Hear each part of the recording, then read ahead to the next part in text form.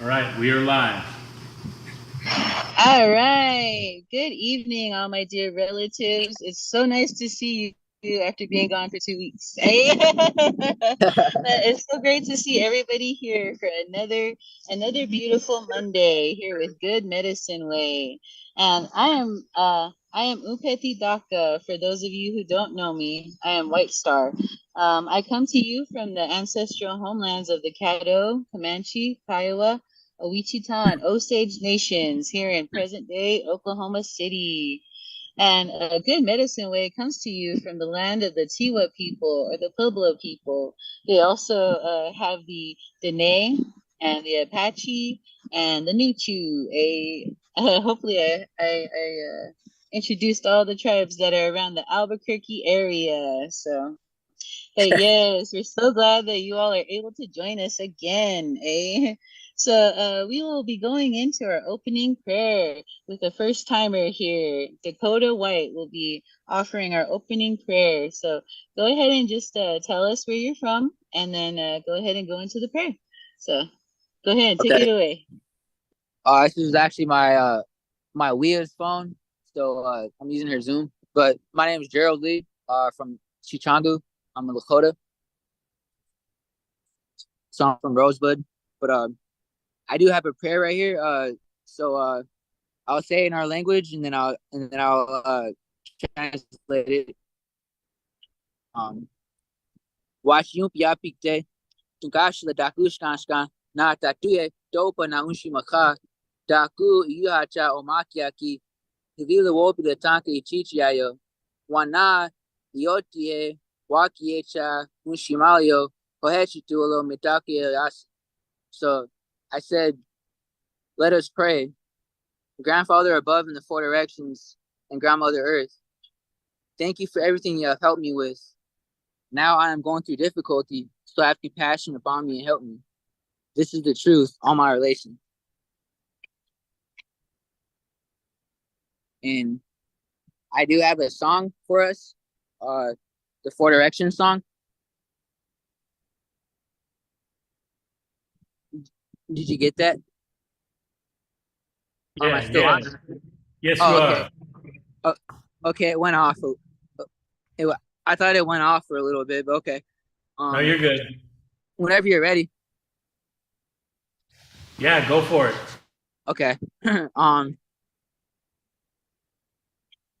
Weyok peyata keyai eto wayoy neton kashela aheto wa heyan keyelo hai shekeyayoy Shekiayoy. I hate to want hey young yellow high. Waziyata ki I to want yoy. Nato gashila. I hate to want hey young yellow high. Shake yoy. Shake yoy. I hate to want hey young yellow high yoy. We yok heya bata ke I do wa yoy ne tonka shela I do wa hey young yellow hi shake yoy Shekiayo. I hate the one hey young yellow hi Ito kagata kei I do why ne tonka shela I hate the one hey young yellow hi oi Wakata ke I do why Wakataka Hey chia hey young yellow hi hoy Shake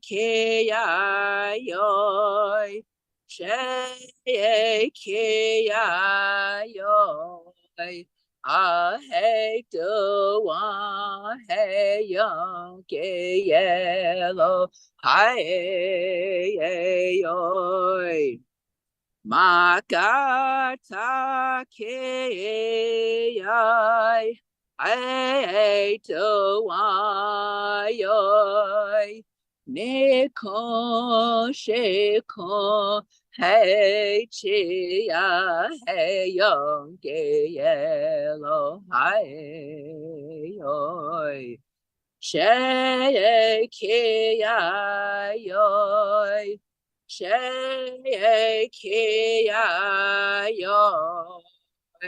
Anagokta hey young yellow hi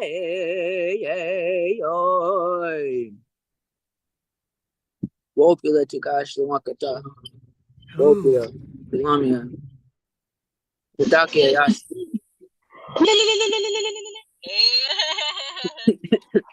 Wopila, our dear brother here. Oglala, Nashikangu, Itahan. My dad's from that way, so. But thank you for that. Thank you.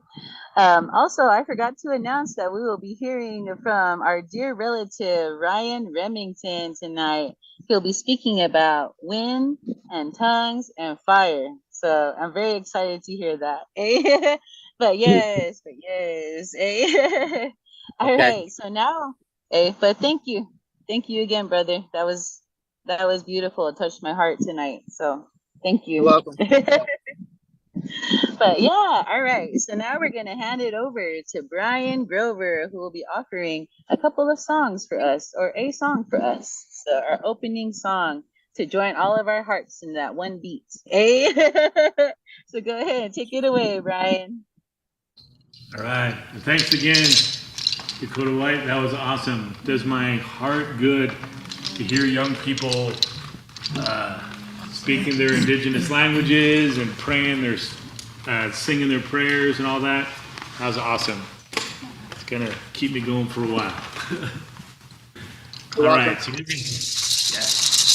we're gonna do Jonathan Miracle's song, "Ride the Wind," but for whatever reason with this song, this is always the one that we come up with whenever we have a special thing. For some reason, it's always the one I write verses to. So I wrote a Pentecost verse for it. So that'll be in there as the second verse. And yeah, let me get everything switched.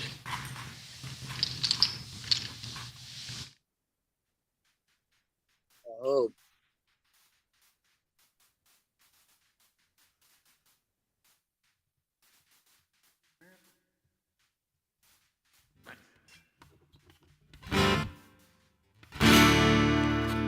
When the wind of the Spirit blows, warrior, come on and ride the wind. When the wind of the Spirit blows, warrior, come on and ride the wind. The wind of the Spirit blows, warrior,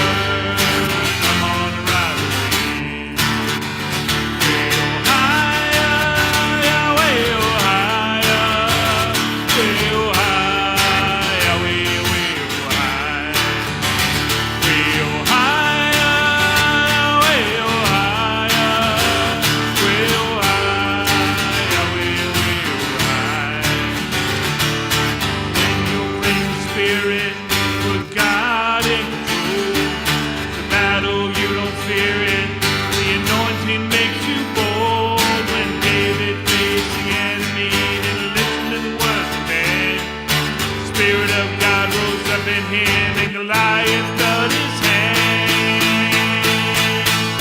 When the wind of the Spirit blows, warriors, come on and ride the wind.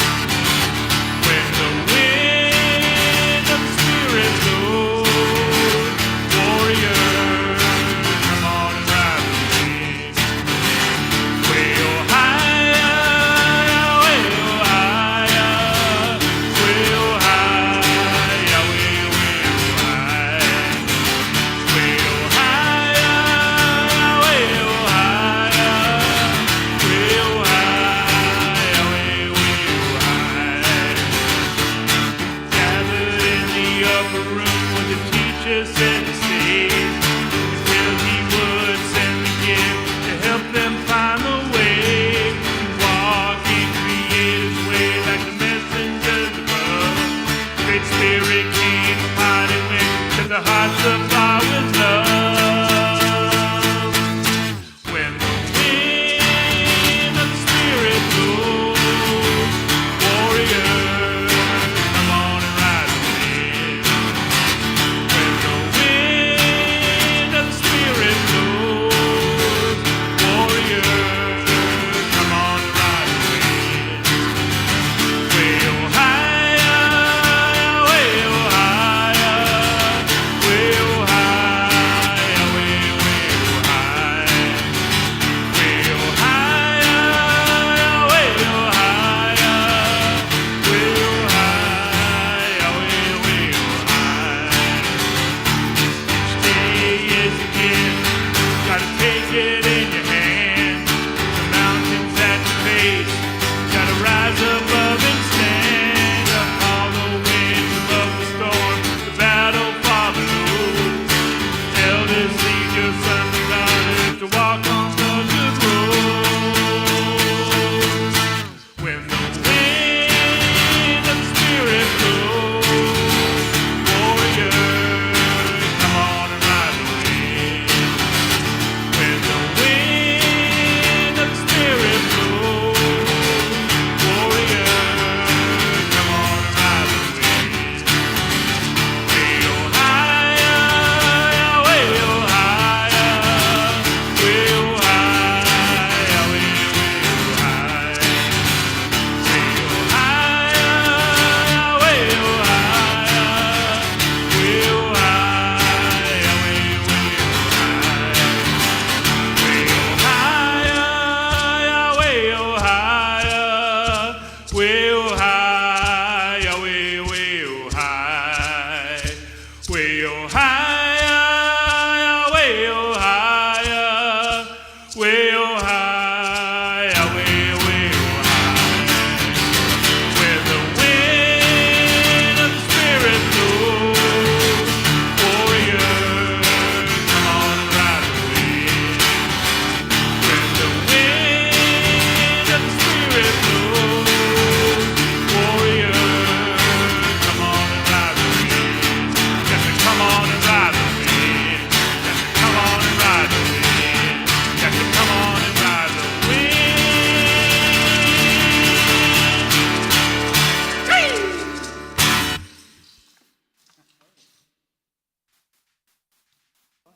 Another la la la la la la la la la. Hey. Right. This speaker Like the is wind. louder Hey. than Okay. hearing your voice. We can Okay. hear your voice. Yes, your guitar should. But we got it. I was like, run like the Thank you. wind. Hey, just kidding. I was blowing over here in the wind. Hey. But yes, thank you, Brian. That was awesome. Yes, I was jamming. Hey. All right.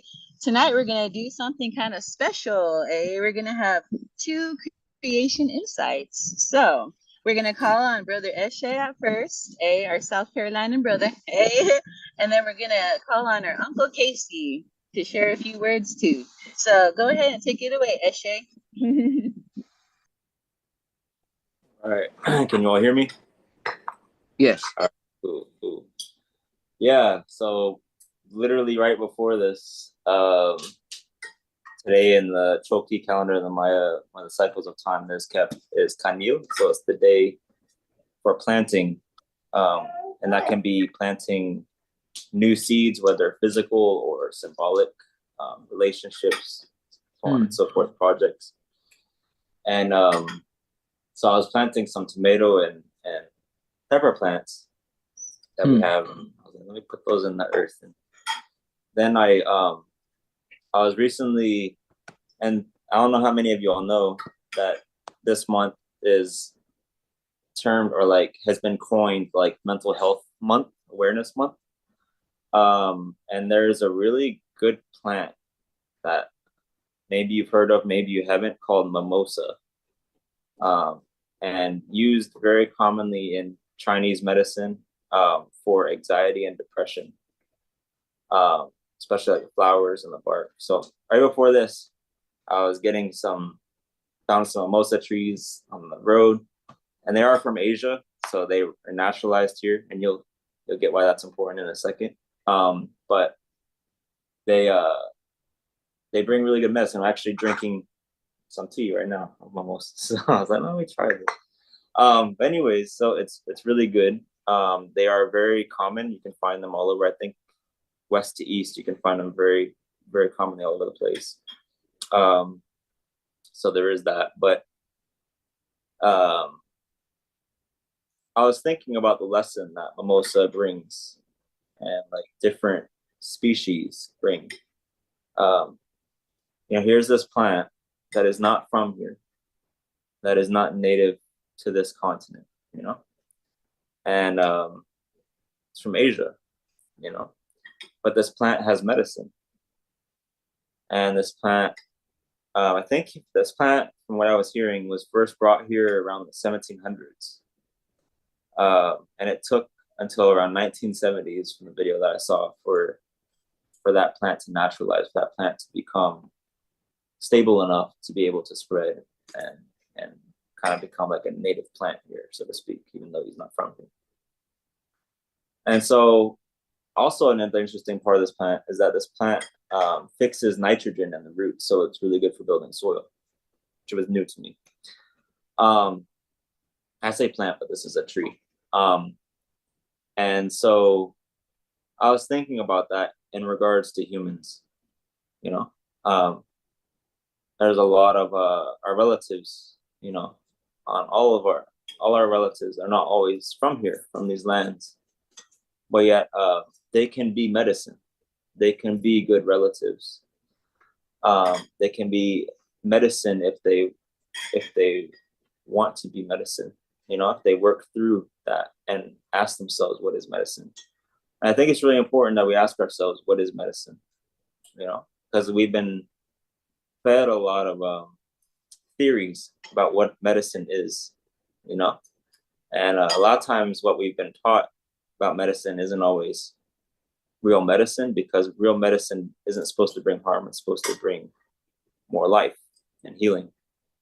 And so I think about how we are to be good relatives, how we are to bring healing into the world, and especially as followers of Creator Become Human, how we are to be good relatives and good, good neighbors to our relatives. And so I was just thinking about that when this mimosa, and with nobody feeling the creation inside, I was like, okay, this is a good opportunity to talk about mental health and mimosa, and to talk about a spiritual lesson that we can gain from that too. But I think just like this plant, you can't get the medicine from the mimosa by just wishing the depression or anxiety to go away. It's like, oh, like that plant will help me by wishing it to be so. You actually have to cut the mimosa. You actually have to take a part of that mimosa's leaf. You have to take a part of that bark, and then you have to use that, that and make it into a tea or a tincture, so on and so forth. And I think about how healing requires pain, confronting pain, just like that mimosa, or just like these plant relatives that give themselves as medicine, require a sacrifice on their part. you know, in order for them to be medicine to us. We have to take something from them in order for us to be able to benefit from them. And I think healing is that way. There's a valuable lesson there that in order to truly heal, we have to confront ourselves, and we have to be willing to confront situations that are not always easy to go through in a healthy way. So that way, and it requires action. I think that action is required for healing to take place, just as we have to take action from these plants to be able to get the medicine from them. And so I think about that in terms of reconciliation, in terms of the crimes that have been done to the original peoples and around the world and here. I know these same things were done in Europe as well, so I don't want to exclude our European relatives on all of our sides of the family, but I think bringing land back, you know, I think about all these issues, like even in Europe, maybe returning to that land to a certain degree, even traveling and for our ancestors' sake and so forth, and for ourselves. Like those are ways of I think those are practical ways of healing and of applying that. So anyways, that's all I have to share. I hand it over to Uncle Casey. Well, we got two things I'd like to share a little bit, and thank you for that one there, for sure, the plant life as well. This past week, a couple things happened. I had to take a quick trip to Michigan. My brother had a operation, and he came out of it well. He's doing good. But while I was there, we're driving around, and this is Michigan, and it's a land of 10,000 lakes and rivers and swamps and all of those. So some of the land we were by, there was a swampy area, but the road went through it. And I always make it a point, whenever I see a turtle crossing the road, to either, if it's turtles or if it's other animals that are, goslings that are making their way across the road, it's like, stop the traffic, this was their world first, and so help them cross the road and survive. But this was the little guy that I helped across the road and got him to the other side of the road, and I felt good about that. But I've done that. The biggest one I did was with a snapping turtle that was big as a, biggest bowl you can find in your cupboard. Great big guy. But I wonder, Laura, would you want to talk about Wabusi? And I think I got a picture of Do I come Wabusi. up there? You can just do it from there if Stay you right want. I have a picture. Oh, okay. Yeah, Yeah, it's probably easiest to show it on. I got Casey's this laptop. one. Yeah, I'll show it while you talk. This is So in the Potawatomi language, rabbit is called wabus. And can you hear me, everybody? Okay, perfect. So one of my daughters, the one that's in the Navy, she received little wabus 6 years ago. Just a little tiny, like freshly born rabbit. And so we've had him, and then we found out Saturday he's a she. So that was a surprise, but we also found out that she, kind of weird calling him a her, she had two tumors, and one was in really bad condition. So Friday, I made calls, and there's not too many vet doctors around Albuquerque that sees rabbits, so we ended up taking Wabus to on the other side of the Sandia Mountains in Edgewood. And I think where the creation story comes in with animals,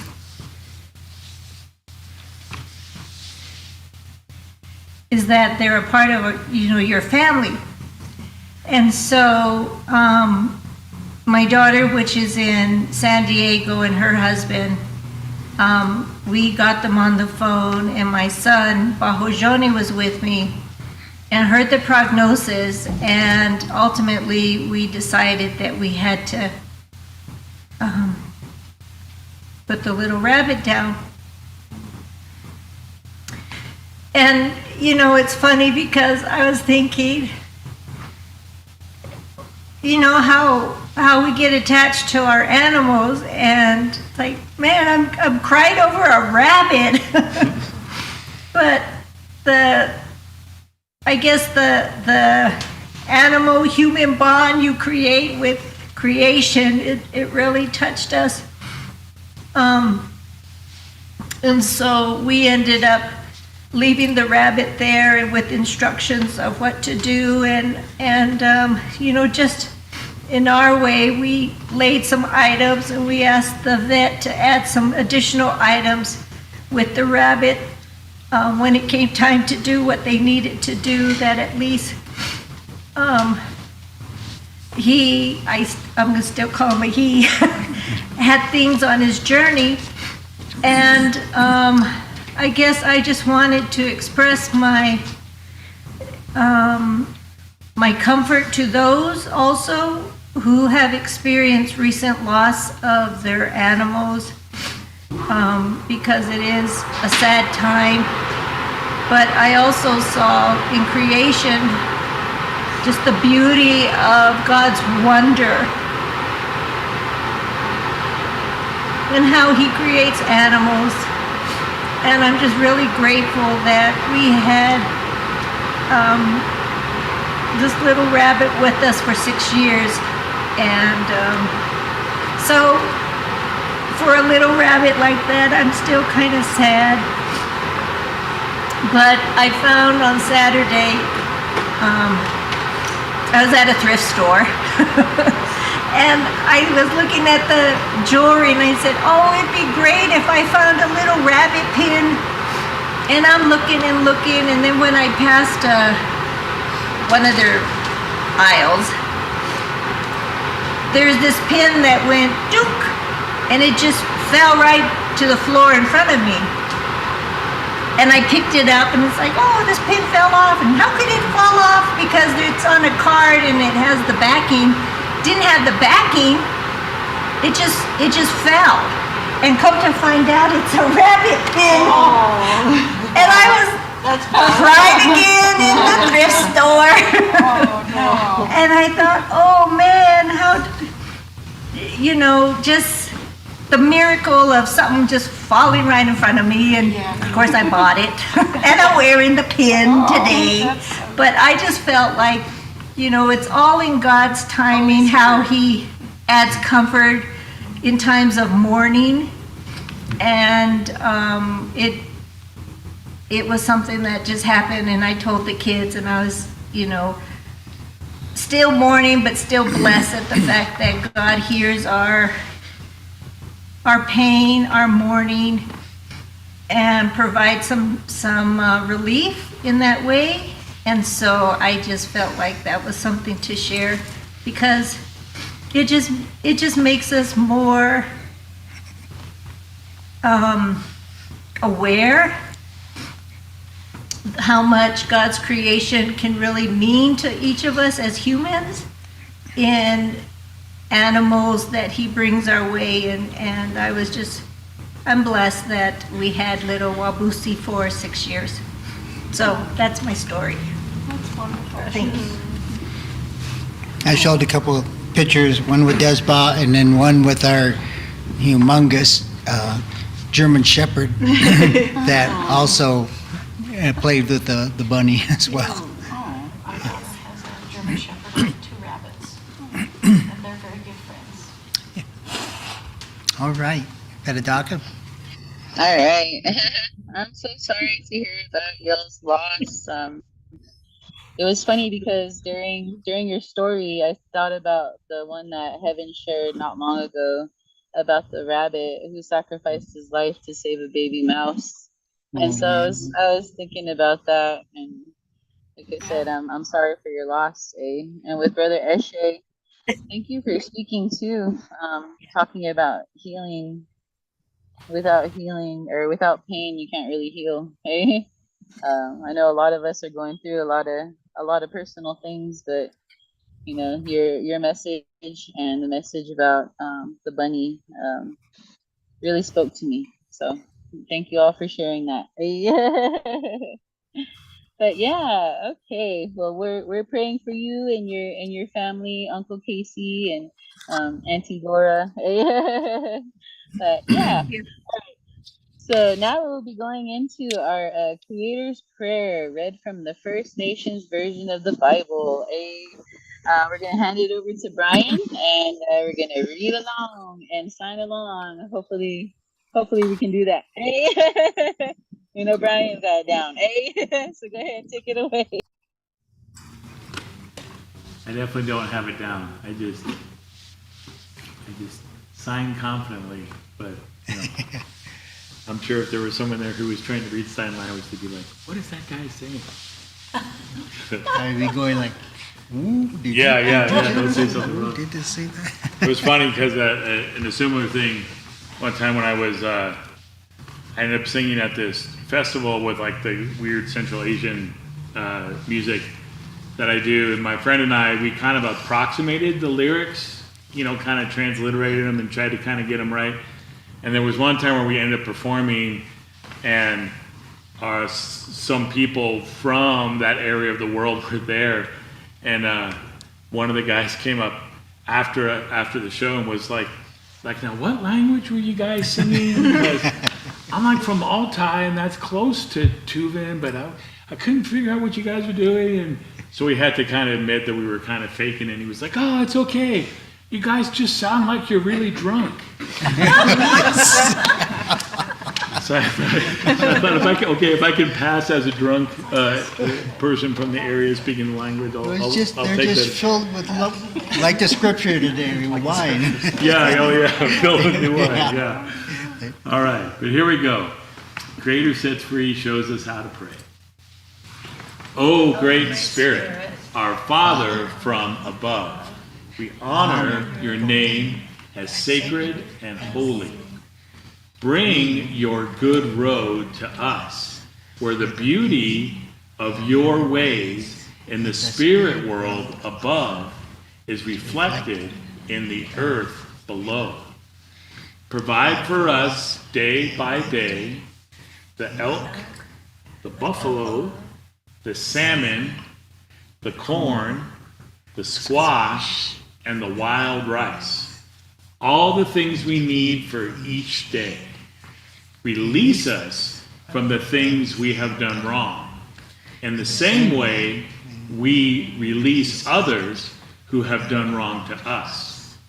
Guide us away from the things that tempt us to stray from your good road, and set us free from the evil one and his worthless ways.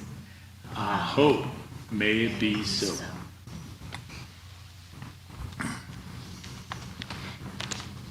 All right, stumble through that, but that's fine. Always remember, stumble forward. Stumble straight. Just kidding. But yes, that was great. I saw Karen signing too, and Eshe, I think, was trying to keep up. But yes, thank you, Brian. Thank you.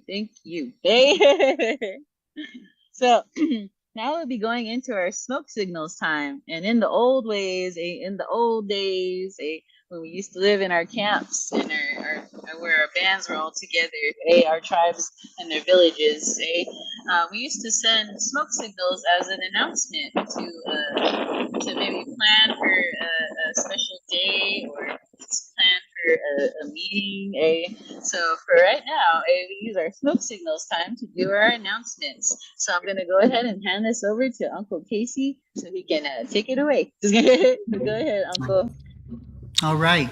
Well, first thing up is that tomorrow night we got our book group, and we're going to be reading through Native, and we've just begun. And I missed last week because I had to take this emergency trip, but I'm sure they'll catch up. So basically, go into chapter 2, and we'll just keep going. If you want to go a little bit into chapter 3, we might get a little bit ahead, but we reflect on it, highlight it, put question marks. Something that speaks to you and also relates to, the journey that Caitlin Curtis went on in this book. And Christina, you can introduce your women's group book.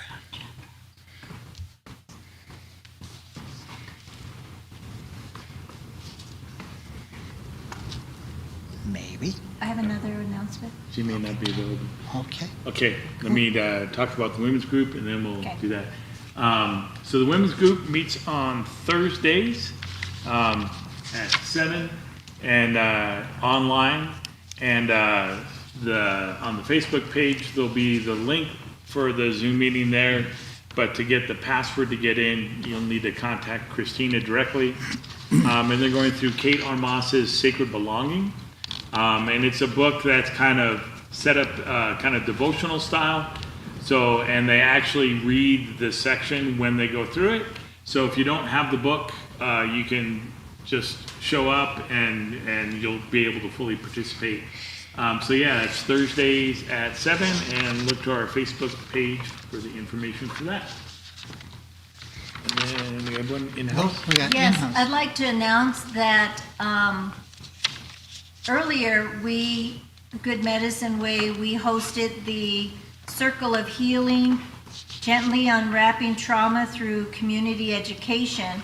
That was an 8-week program with a small group of women, which we finished mid-April. And as we were getting towards the end of the series, I had asked the women what would they like to do thereafter in terms of meeting, or the sessions was good and we'll call it done. And actually, the women have decided that we would meet periodically, and our new name is called, I'll have to spell it, ACTIVI-TEA,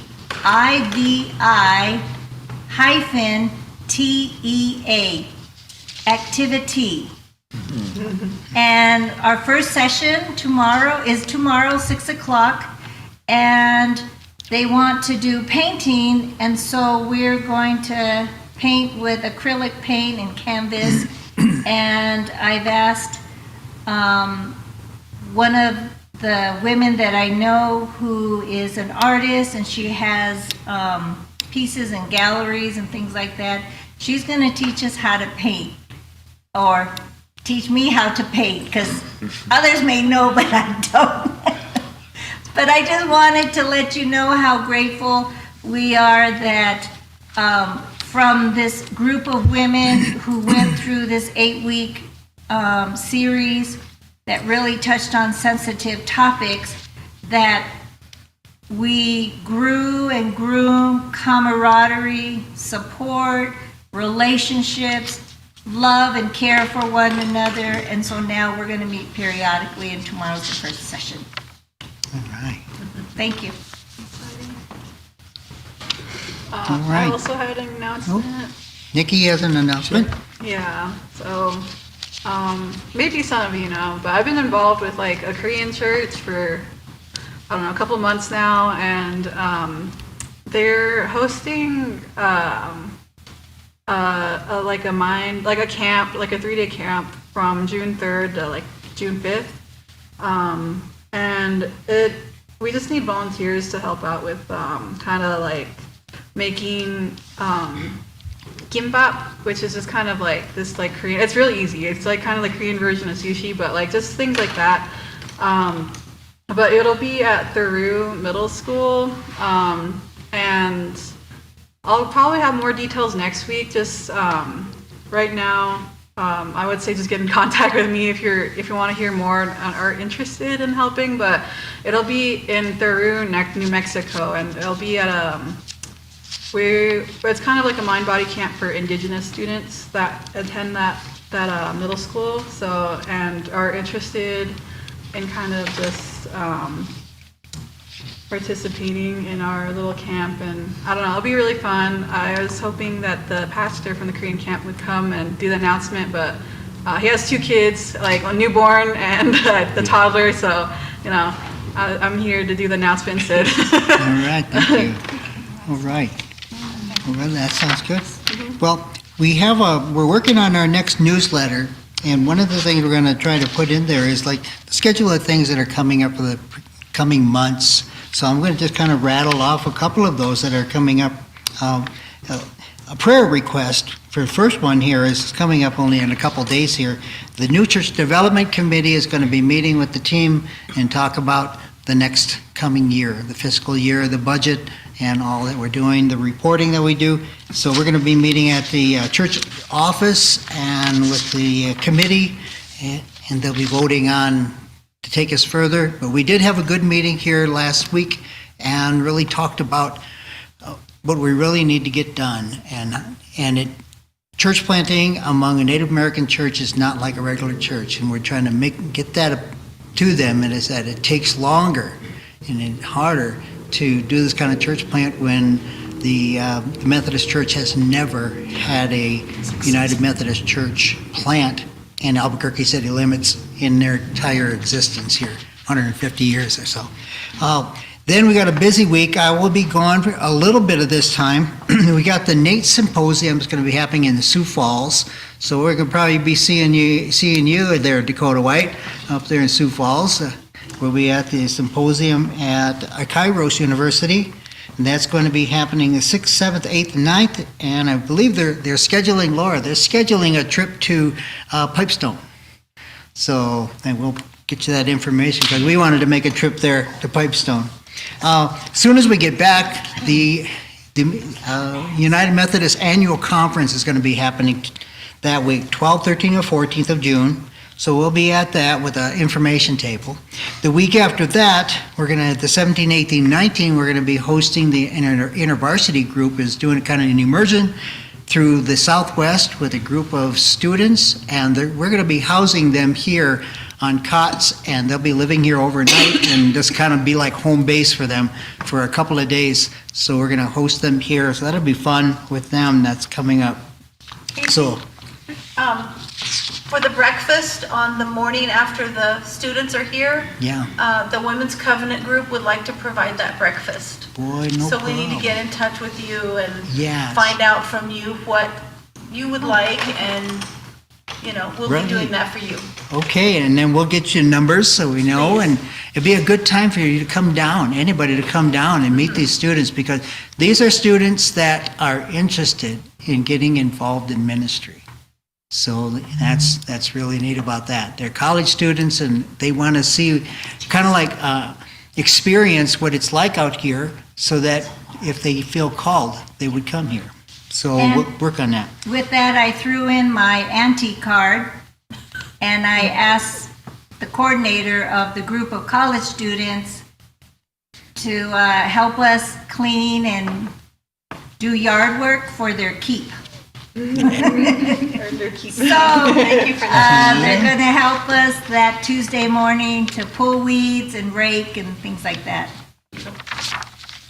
I'll announce the speakers for the next couple times that I'm going to use you as a sounding board to help me get ready for the symposium. So I'm going to be introducing my paper that I'll be reading at the symposium, and it has to do with dreams and visions and missions. So I'll be reading that and how dreams and visions have been a part of my entire ministry. I got called to ministry with a dream and a vision. I've made decisions in church planting with dreams and visions, and showing how they work in my life, because as I read the Bible is full of dreams and visions and how they led our, the patriarchs through all the things they had to do in the Bible. So you'll be helping me on the next two times that we meet, and hoping that you give me a lot of feedback, because I need to generate a half a dozen questions for small group discussions at the symposium. So your questions will help me get that going. So that's all I got right there. Any more in-house or online? Can you just announce or that we're in the process of publishing the spring, summer, in context, Good Medicine Way newsletter? You just did. So Prayers for prayers as we compile all of that in a timely way. Yeah, it comes out quarterly or pretty close to quarterly. So right now we've only done one quarter. So yeah, so right now maybe we're up to 50 cents now, maybe 50 cents. Yeah. It might be working on that. So pray about that. It's a lot of work, and we want to make it look really nice. Okay, that's all I had. So we can go on. We have another song, our giveaway time here. Looks like Pitadaka Pitadaka? has something. Go ahead. Okay. Yes, I know Uncle kind of announced it a little bit, but Native InterVarsity is hosting the Listen Project, and that is learning and serving in Navajo Nation, or however they say it. Navajo land, I think is what they say. But yeah, that will be June 5th through the 19th. I haven't seen an actual schedule yet, but it's really, really fun. So if anybody would like to join, that would be really awesome too, like how Uncle was saying, But yes, that was all I really had to announce, but you had already started that, so, But yeah, and then now we're gonna go into our giveaway session, our giveaway time. This is a time when we gather our mazaska, we gather our dinero sometimes, we gather anything, any kind of special items that want to be given to a good medicine way to help with outreach and to help with just growing this ministry, growing this vision that our uncle had here. So yeah, I'm gonna go ahead and hand this back over to Uncle Casey for our giveaway time. So go ahead and take it away, Uncle. All right. Yeah. And also I have Brian down on this. Thank you for everyone that gives. The money is going to be used for, like you've seen, many good projects that are coming up, and just let you know that the Listening Project is going to be here. We'll host these young people that are coming and give them a good time, give them good breakfast, and maybe another meal too while they're here. Brian, how did they do this? Yeah, so Pitadaka mentioned, like, you can get in contact with us if you have ways that you would like to give that involve crafts or bartering or skills and that kind of thing. If you'd like to give financially, on the top of our Facebook page, there's a link there that'll take you to a PayPal interface. You don't have to be part of PayPal to use the interface, but that allows you to give by a plastic or digital means that you can get to us. And then we'll be putting our blanket up on the screen. We have a blanket here for our donations in person, but we're going to put one up on the screen that has a QR code on it, and you can scan that QR code and it'll take you to the same PayPal interface that you can give that way. And if you'd like to give some other way, just get in contact with us and we'll figure it out. We love to facilitate people giving in other ways. So yeah, just let us know. Did you have one more announcement? All right. Good? Okay. Okay.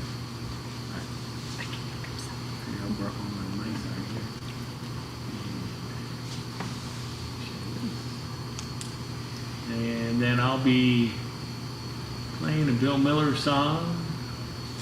Give you all some time to click on everything. And if you're in-house here, those are the lyrics that were in your chair.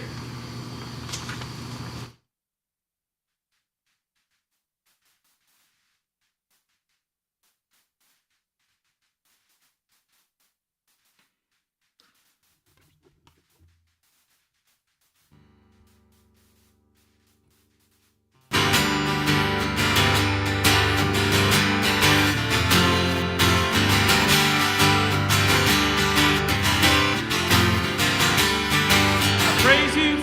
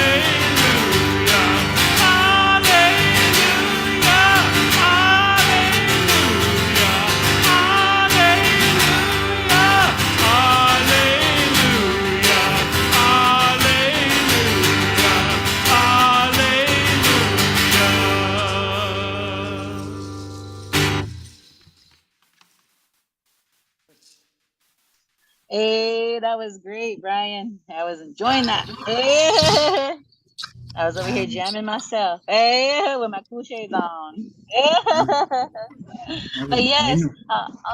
yes. Also, I wanted to congratulate all of our graduates. We've had some graduates, Yeah. high school graduates, college graduates. Congratulations and great job. Great job, eh? I give a special shout out to our sister, our Standing Rock sister, our Hunk Papa sister, Genesis White Bull. She was a Farmington graduate. If y'all have heard about what happened to her at the graduation, we stand with Genesis White Bull, eh? So just a special little shout out to her and all of our graduates. I forgot to say that earlier. Eh? Yes, all right. So now we will be listening to Creator's Words from our sister Karen here. We'll be reading from Acts 2, 1 verses 1 through 21. Acts 2 verses 1 through 21. So go ahead and take it away, Karen. All right, will be reading from I am in the territory of the Ojibwe and the Potawatomi and relocated Chickamauga, Cherokee. And if there's some nations that I can't mention or haven't mentioned or don't remember to mention, we remember you too. For those who don't know me, I have Narragansett, Wampanoag, and Cherokee. That's my heritage. And I'll be reading from the First Nations version, chapter 2. Introduction. The tribes of wrestles with Creator, Israel, celebrated another great feast called the Festival of Weeks or Pentecost, meaning 50, because it was celebrated 7 weeks after the Passover festival on the 50th day. This was a harvest festival when the people would bring the first fruits of the harvest to Creator's Lodge in the sacred village of peace, Jerusalem, and give thanks for his provision. Creator was about to send the Holy Spirit, promised by Creator sets free, Jesus, to bring the time of the great harvest and gather people from all nations who would represent the Great Spirit. Verse 1. The time for the full meaning of the ancient festival had now arrived. Dialogue. The following of Creators set free, numbering about 120, were waiting and praying in the upstairs room where they were lodging. It had now been 50 days since the Passover festival. And reading of the word. They had all gathered together in one place, when suddenly the sound of a great windstorm came from the spirit world above and could be heard throughout the house where they were sitting. They saw flames of fire coming down from above, separating and resting on each of their heads. The Holy Spirit had come down upon them and began to fill them with his life and power. New languages began to flow out from their mouths, languages they have never learned, given from the Holy Spirit. The sacred village of peace was filled with devout members of the tribes of wrestles with Creator, who had come for the festival from every nation under the sun. A crowd began to gather when they heard the loud noise. In wonder and amazement, the crowd began to ask, how is this that these people from Circle of Nations are speaking in our many languages? For we can all understand them in the languages of the places we have come from. There are people here for the festival from nations and places close by and far away, who are members of the tribes of wrestles with Creator, and those from outside nations who have been taken into the tribes. They came from the land of victory, the land in the middle, and the land of the ancient ones. Many came from the land between rivers, land of promise, and the land of handsome horses, the land of black waters, and the land of rising sun. Some come from dry wood, and many tribes, and the territories of land of tears, near the village of Strong Wall. There are travelers from the village of Iron, both tribal members and outsiders who have become tribal members, along with those who come from Flesh Eater Island and the land of wanderers. We can hear them in the languages of these nations, telling about the great and powerful things done by the Great Spirit. Many were amazed and confused and began to ask each other, "What can this mean?" But others in the crowd just laughed and said, "Oh, they are drunk on new wine." Standing on the rock, along with the other 11 message bearers, stood up to the crowd and with a loud voice said, "Tribal members from afar away and all who live in Village of Peace, listen closely to me. I will tell you what this means." The crowd became quiet and turned to hear Stands on the Rock. "No one among us is drunk on wine, for it is still the middle of the morning. This is not what you think it is. This is the prophet, Creator is the Great Spirit, spoke of long ago when he said, 'In the last days, says Creator, I will rain down my spirit upon all human beings from every nation. Your sons and daughters will prophesy. Your warriors will see visions, and elders will have dreams. When that time comes, my spirit will rain down on all who serve me, both men and women, and they will boldly speak my words. There will be powerful signs and omens in the spirit world above and on the earth below, blood and fire with clouds of smoke. The sun will grow dark, and the moon will be red like blood, as the great and dreadful day of Creator shines like the sun. Then the ones who cry out to the Great Spirit will be made whole and set free."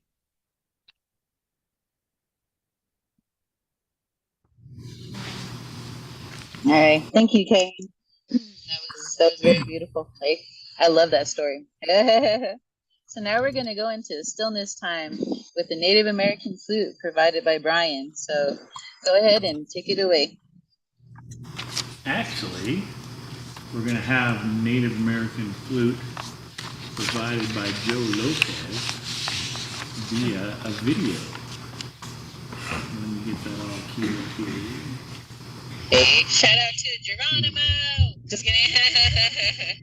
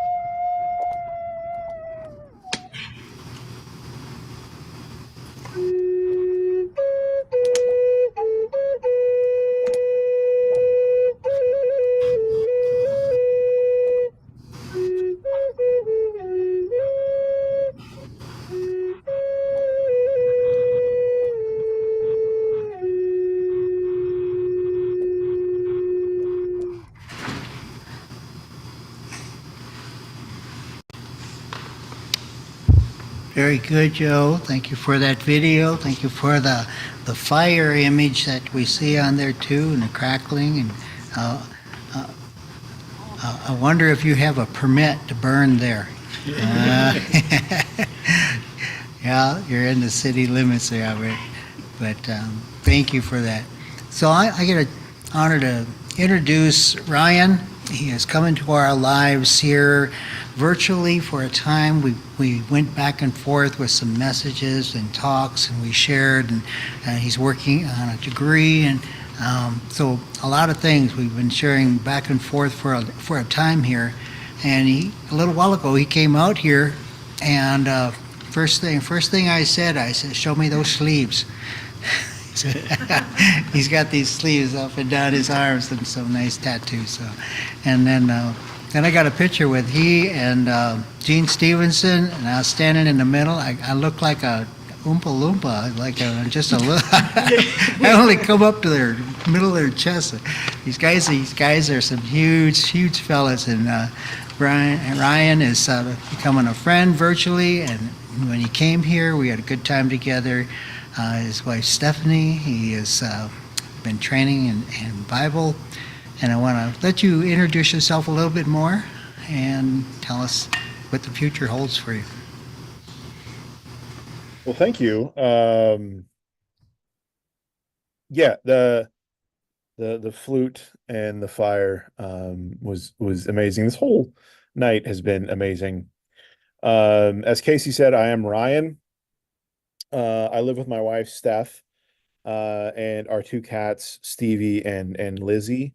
And in the midst of the loss that was spoken of earlier, I find it kind of poignant that we just added a dog into our life. We rescued, coincidentally, a German Shepherd that we named Moose. And as a fair warning, there's a high probability you guys are going to see cat butt tonight. So I apologize if that does happen. I'm 40. I'm a barrel of idiosyncrasies and mental illness and trauma. I pay my bills by being a youth minister, and I spend my money on being a seminarian. I was conceived in a single wide and born in a double.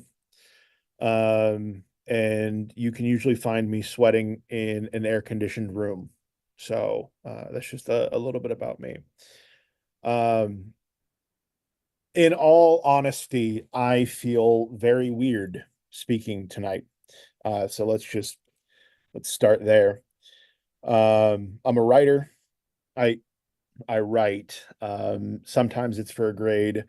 Other times it's for money. And other times it's like this, where I turn around and say what I've written out loud. I wrote this the weekend that Kendrick Lamar absolutely bodied Drake. I wrote this the weekend before my wife and I brought home the rescue dog. I wrote this before Pentecost in anticipation of Pentecost. And to be transparent, I wrote it because I didn't want to get distracted or talk in circles or let the ADHD take over. So you're going to have to just accept that. But that begs the question, right? What is this and why am I talking? So this is going to be part exegesis, which is a fancy way of saying translation. Part Paul's story, so like me being called into the ministry, and part testimony. This is more or less a piece of who I am. And I hope through this, you guys kind of get a better picture of who that is. So I want to dive into the text for just a minute. We find the disciples, right? The 12 original disciples, 11 plus 1. They're all men from Galilee, and that's important. They're all men from Galilee, and they're hanging out in Jerusalem. They've seen their Messiah bodily resurrect into the heavens without raining down fire and war on the occupying Romans. They're still subjects to foreign power. They're still a colonized people, and they're at a loss. They don't know what to do. They're holed up, and they're praying, and they're praying, and they're praying. And the text tells us that a violent wind comes among them and brings with it tongues of fire. The disciples then burst from where they're holed up and they head out into the streets. These men were Galileans. They would have spoken Aramaic and they would have known enough Greek to get by. Like they knew Greek the way that I know Spanish. Where's the library? Where's the bathroom? How much is a taco? Right? That's what they would have known in Greek. This was the festival of the weeks, Pentecost, a celebration that takes place 50 days after Passover. So the Judahites, the Jews that were living in diaspora, the Judahites or the Jews that had been displaced during the Babylonian exile some 500 to 600 years earlier, had made the pilgrimage to Jerusalem to celebrate this festival. Now, it's important to note that the diaspora happened 500 to 600 years beforehand, because that was generations upon generations upon generations of new languages, of new dialects, of centuries living all across to the known world. And these disciples, these Galileans who spoke Aramaic, they burst forth from their hiding place, flaming tongues dancing over their heads, and they began speaking the languages of those that were gathered there. They began speaking in the languages of those gathered there. They began speaking in the languages of those that had gathered there. The 12 didn't bust through the doors of their residence and invite those that had gathered there to join them in a special service after the regular service. They didn't bust through the doors of their residence and start teaching the people how to speak Aramaic so they could understand the revelations of Christ. They didn't bust through the doors of their residence and use Google Translate to butcher a message. They spoke the languages of the people gathered there. Each region, each dialect, each tongue was represented. They spoke in the languages of the people gathered there. And this is the first instance of post-colonial contextual ministry.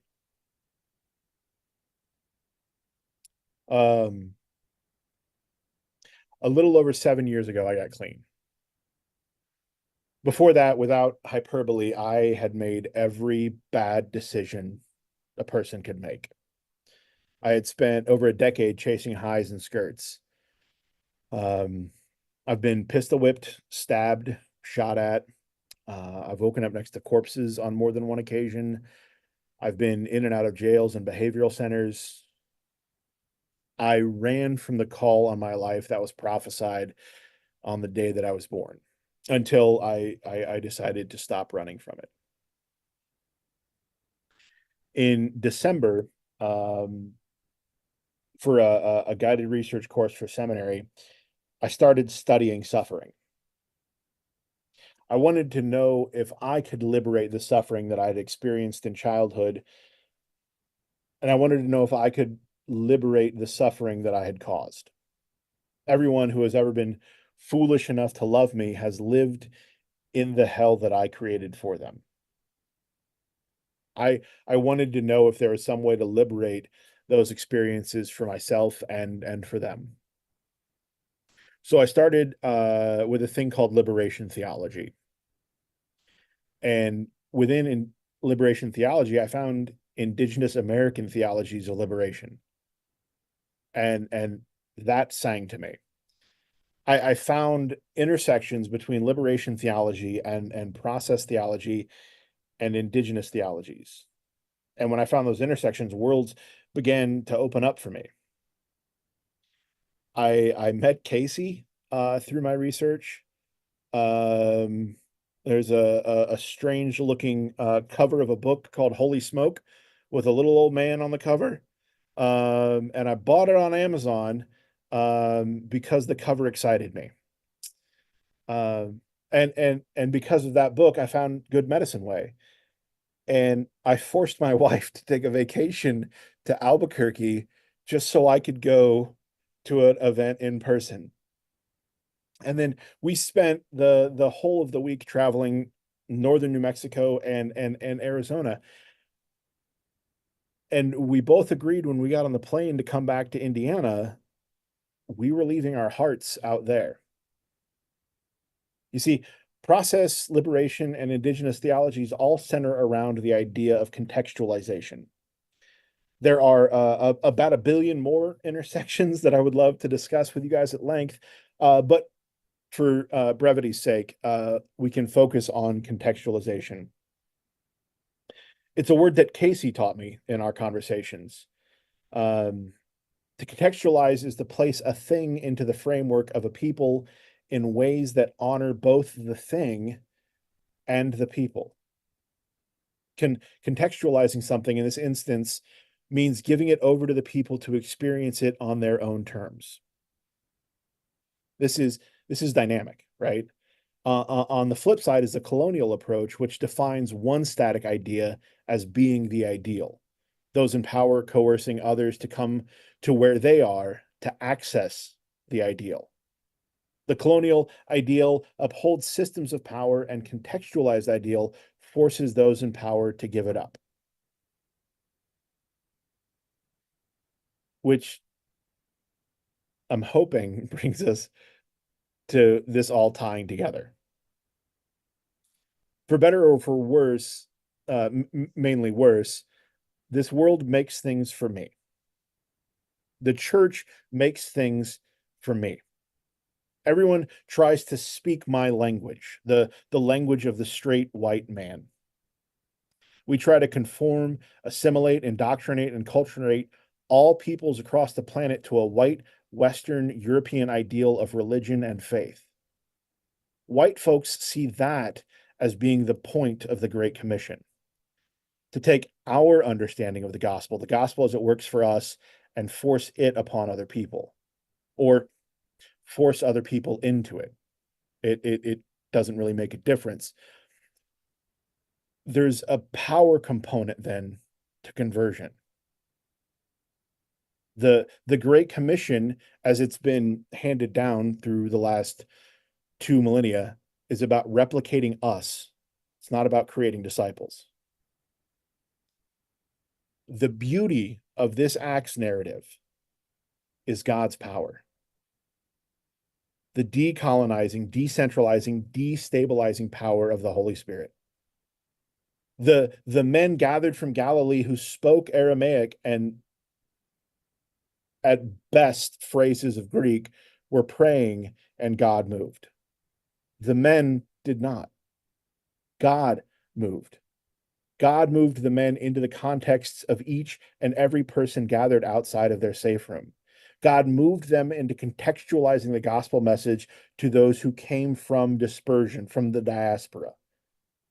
God moved them to the people and not the people to them. That's what I fell in love with Good Medicine Way. That's what I believe I'm called to do out there. I believe there's liberation in the gospel message that is meant for everyone. But the trick is putting it into context, not lording it over somebody, not making them rise to some level where you've put yourself or your message. It's about accepting the wind and fire and tongues in your life and speaking them into the lives of those around you. In all of our lives, we have context. Everyone has a unique and specific context, and we're called to meet those people where they are in their contexts, and we're called to empower them with the truth of the gospel. The gospel message can break chains. It can liberate. It can end suffering. And in the last 1700 years, since Christianity wed empire under Constantine, Christianity has worn my face and spoken my language and created systems to oppress all that did not look like me. It's up to us to empower everyone in their own contexts now to experience grace and mercy and justice. Since the days of the requirement, white folk have been asking indigenous peoples to step out of their context and into ours. We have seen our ways as being above. But the funny thing is, in the research that I've been doing, white theologies are just now beginning to approach a place where the indigenous ones have always been.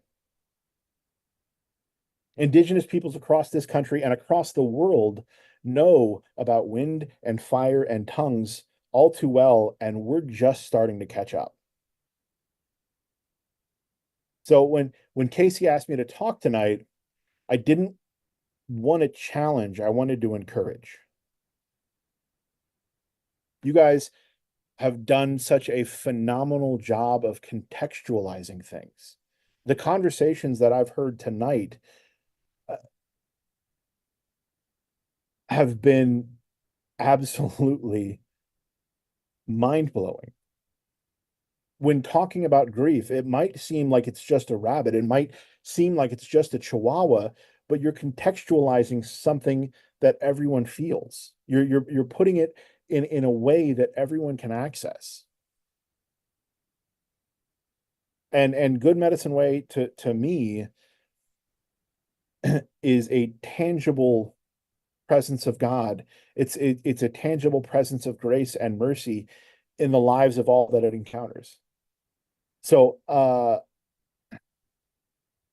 yeah, when wind and fire and tongues come into your life, it's there for a reason. It's there to turn around and speak into the contexts of those you find yourself in community with. And that's what I got. That's what I gotta say. I'm ridiculously sweaty right now. So yeah.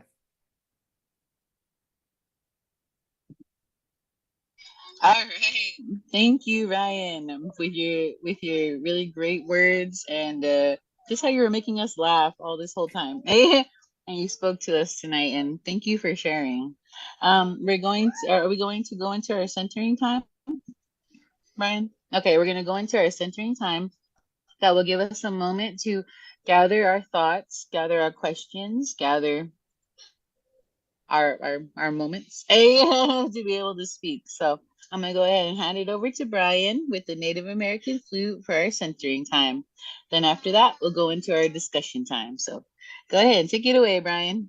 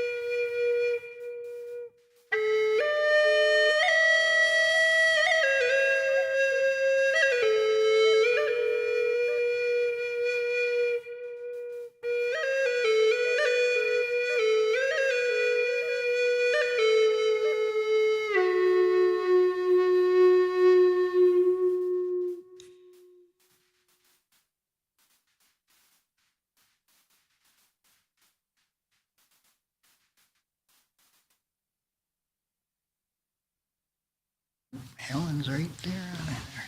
Right. So we'll open up the floor. That was really cool, Ryan. I'd never put that together about the act of Pentecost, that was really like a moment of contextualization.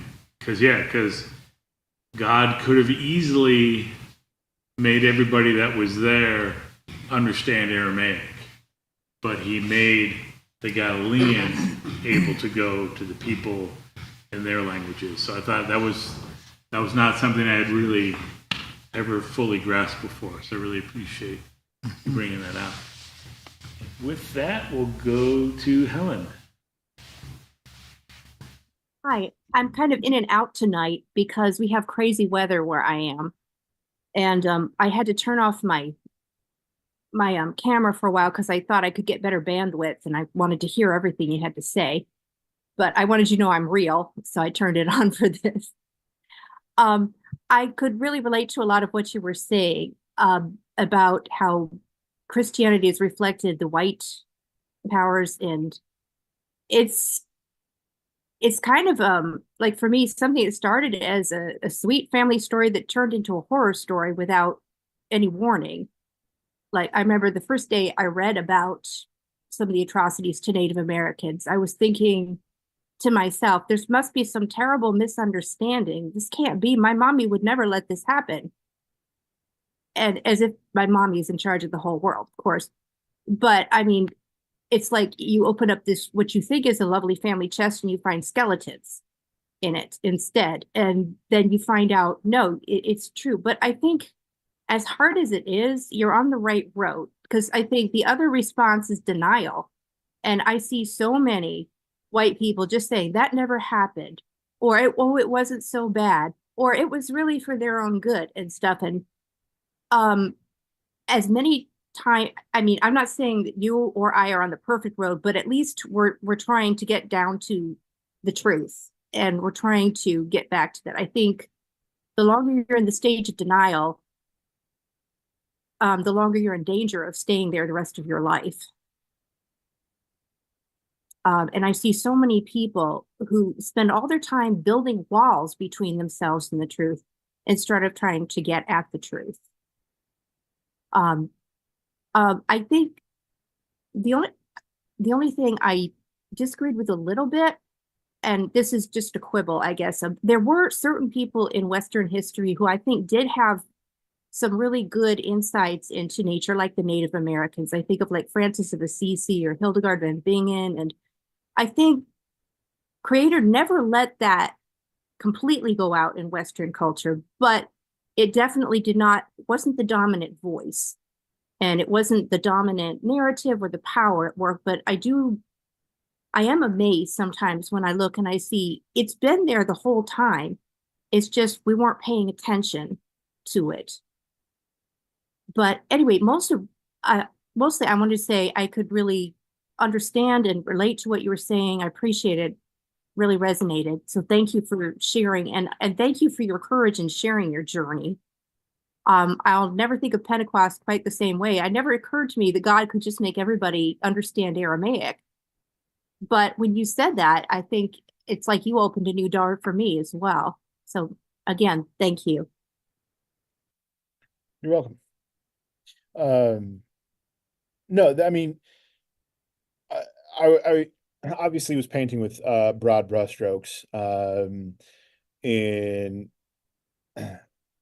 it would seem, though, in terms of like liberation theologies and process theologies, these ideas have percolated more to the surface, come to the forefront more in the last 100 years, in terms of acceptable theological viewpoints. If you look at Francis or Hildegard, like they were not well respected in their time. They were not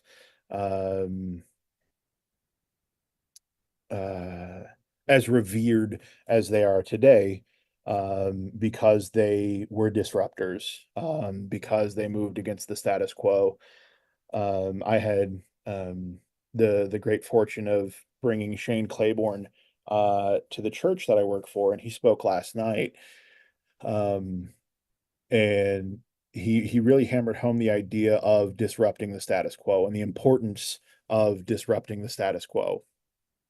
And I think that with like the ex-evangelical movement that you see now, the nuns, and a lot of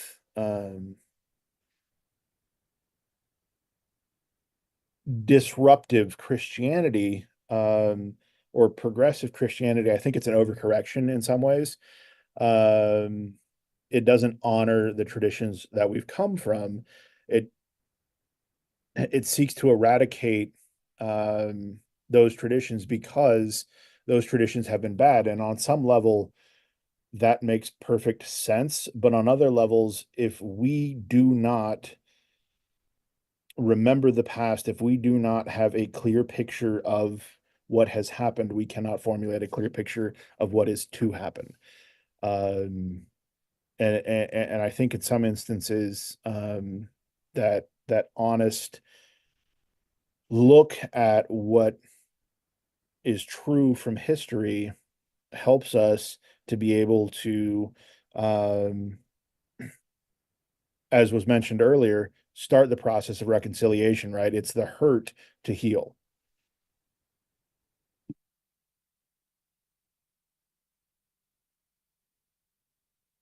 And it reminds me that, the scriptures teach us that the truth will set us free, not being comfortable and undisturbed will set us free.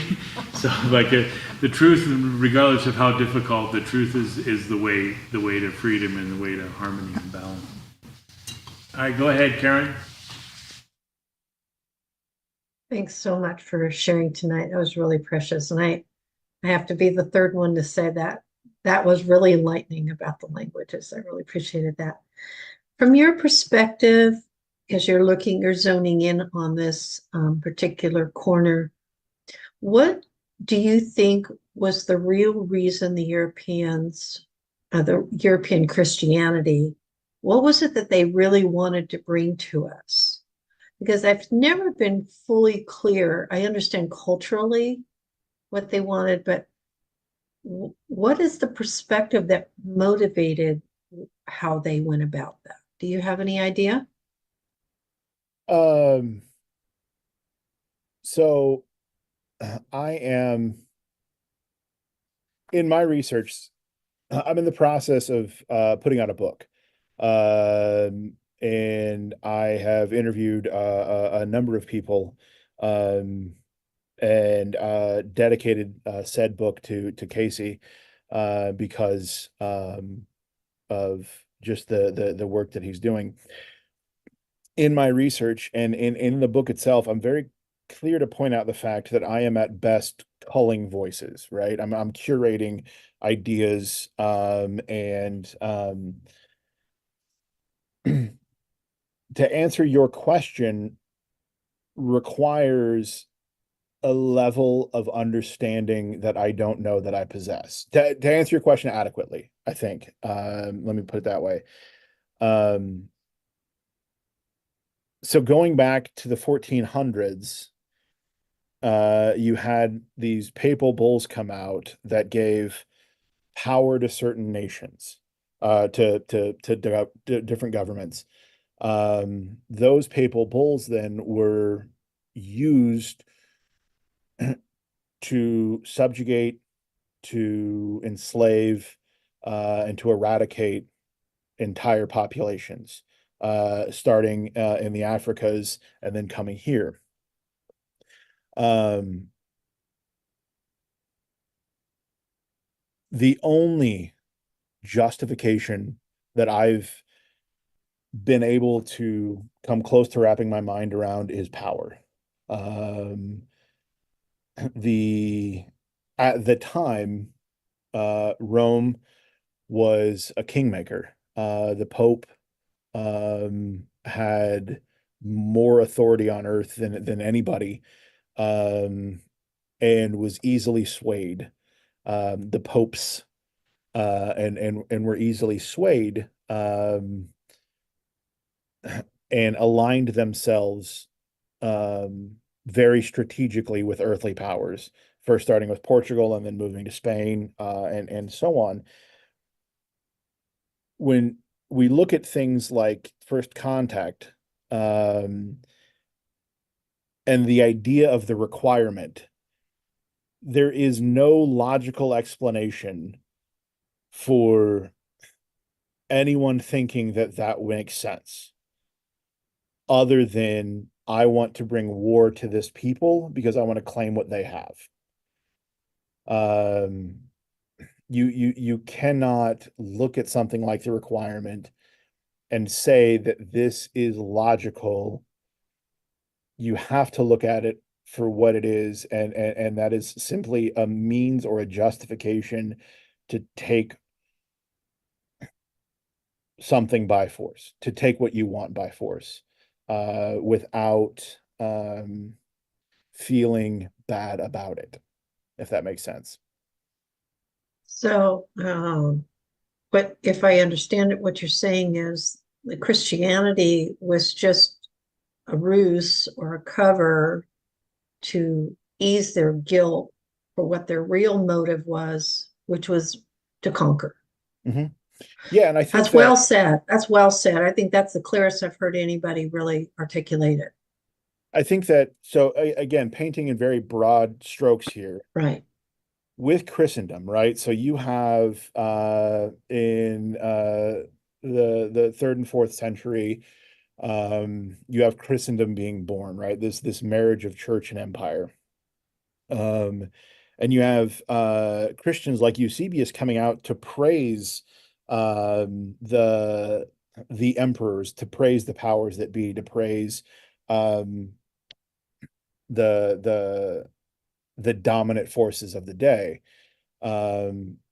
You can find Eusebius in every subsequent generation as Christianity is tied to empire, as Christianity is tied to power. We went from being a wholly persecuted people to being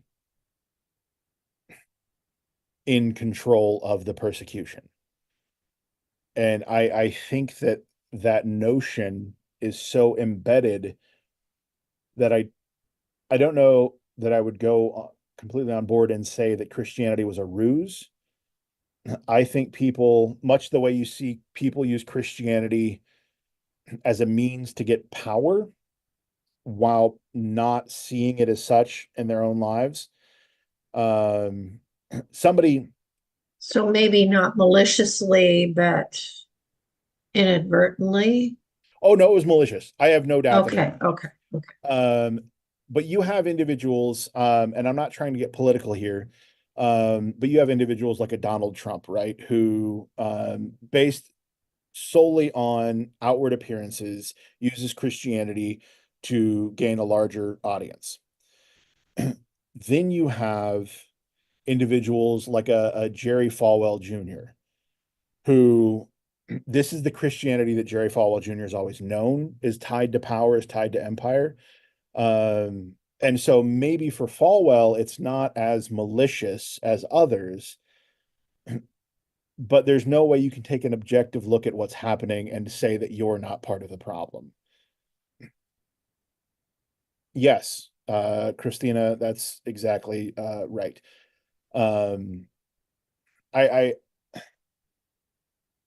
I think that back in the third and fourth century, things started out very pragmatically. Christianity wed itself to power to save itself. And had it not done that, Christianity would have died out. But like with everything, once you get a taste for it, right? The first time I did opioids, I really enjoyed it. And I chased that high for far too long. And I think that that's where the Christian church is still chasing that high. And it doesn't want to give up that power just yet. Do you think when was it Constantine that brought Christianity in with the government together? Do you think that was really kind of the turning point for the church? Because I think that was the start. Yeah, that's what I wonder if it was the road change. Yeah, because path you change. had at that time, right? You had the monastics developing. The Right. Desert Mothers and Fathers started as a uh, pushback against Christendom, right? They went off into the desert to get away from Christendom, to relinquish power. And you can see movements like that all across history within Christianity. Just like you can see the opposite of it. And um I genuinely think when we talk about contact between Christianity and indigenous peoples all across the country, it is a very strict colonial mindset of I have the right information and I will force you to believe what I believe in whatever means that I have. And if not, then you're better off dead. And I think that there's a Christian justification in some people's minds that allows for that to happen. Does that make sense?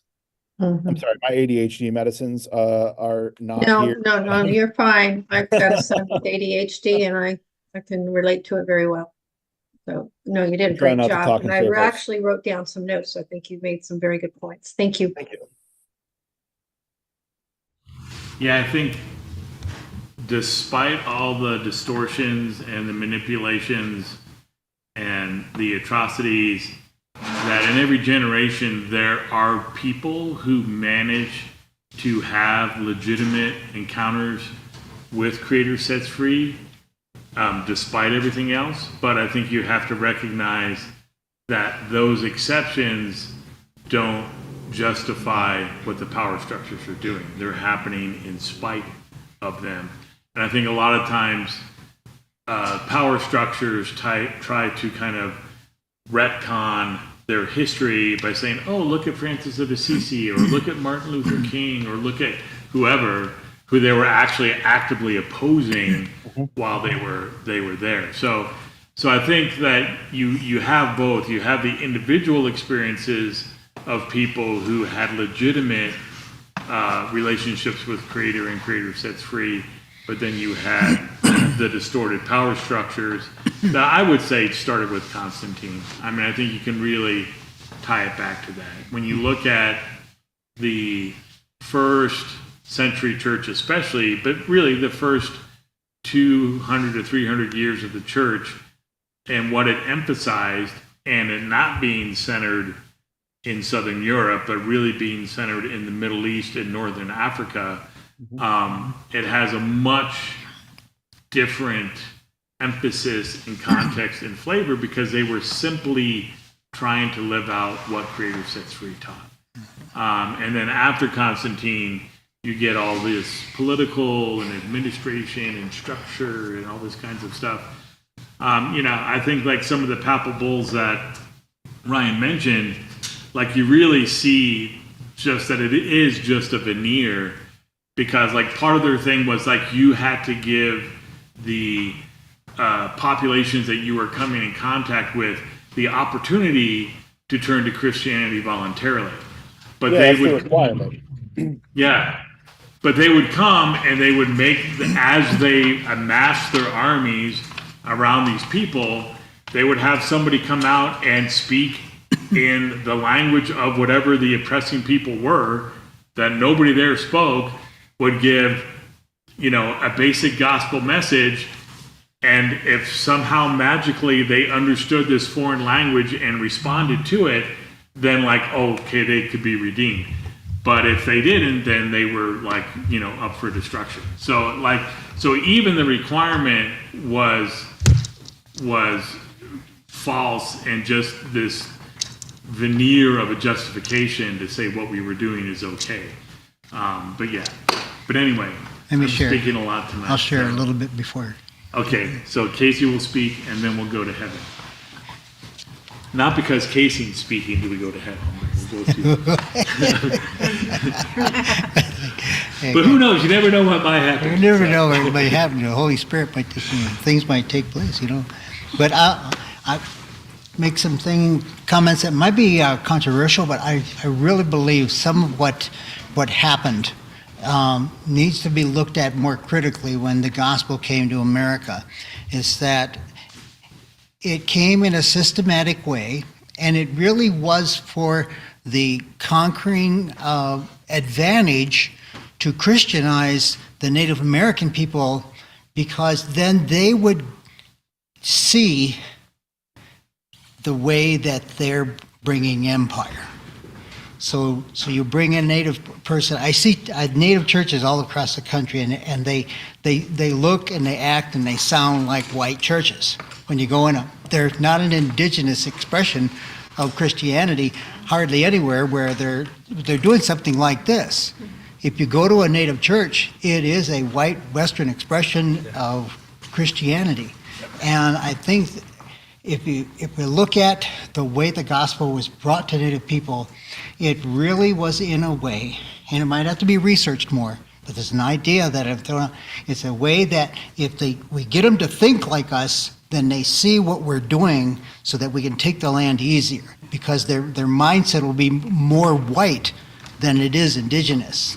See, and so those that are fighting to keep the land, the native people trying to fight to retain their world and their life, those that get Christianized are more like, okay, we need to assimilate, we need to soften this, we know what's going to happen if we fight against it. And some of my history with my tribe back is that they, I don't want to say they caved, but they said, we got to play this game in order to stay here in Michigan.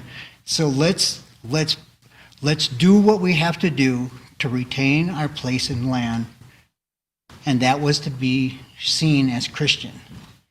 And that put a stamp on them to say, okay, you look good, you can stay. Those that are still wandering and foraging and then living off the land, you're going to Kansas. So it was a way so as Christianity moved into communities, it really helped empire grow. So just kind of wanted to throw that out there as something that needs to be looked at a little deeper. So. All right, go ahead, Heaven.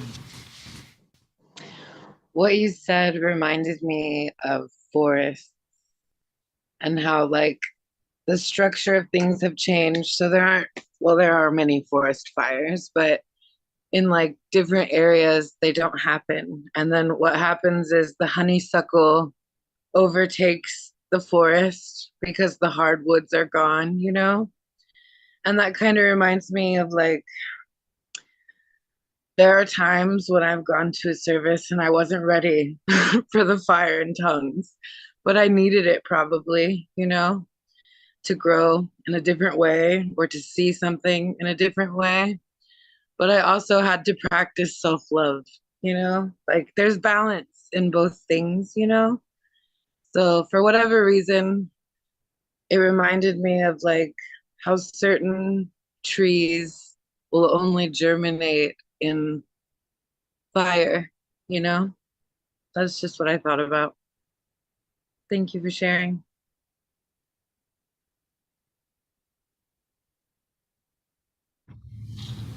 All right, Eshe, go ahead.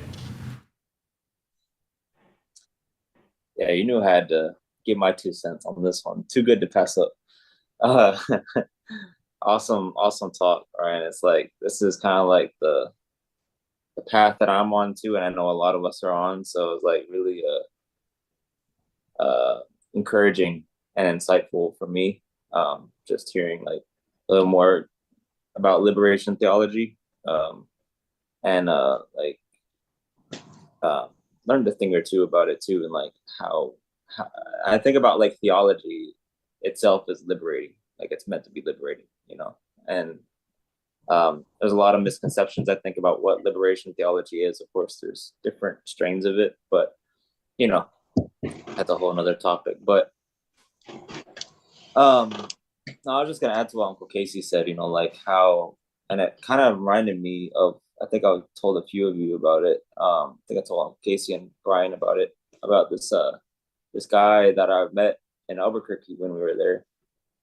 He was a Pueblo guy, and he was like, "Let me ask you a question," because I told him some of my people were the Cachiquel Maya and their experience with Catholicism, which of course in Albuquerque and all that southwestern area, the Spanish brought Catholicism with them, and so just kind of buying a piece of jewelry from him, talking to him, and he was like,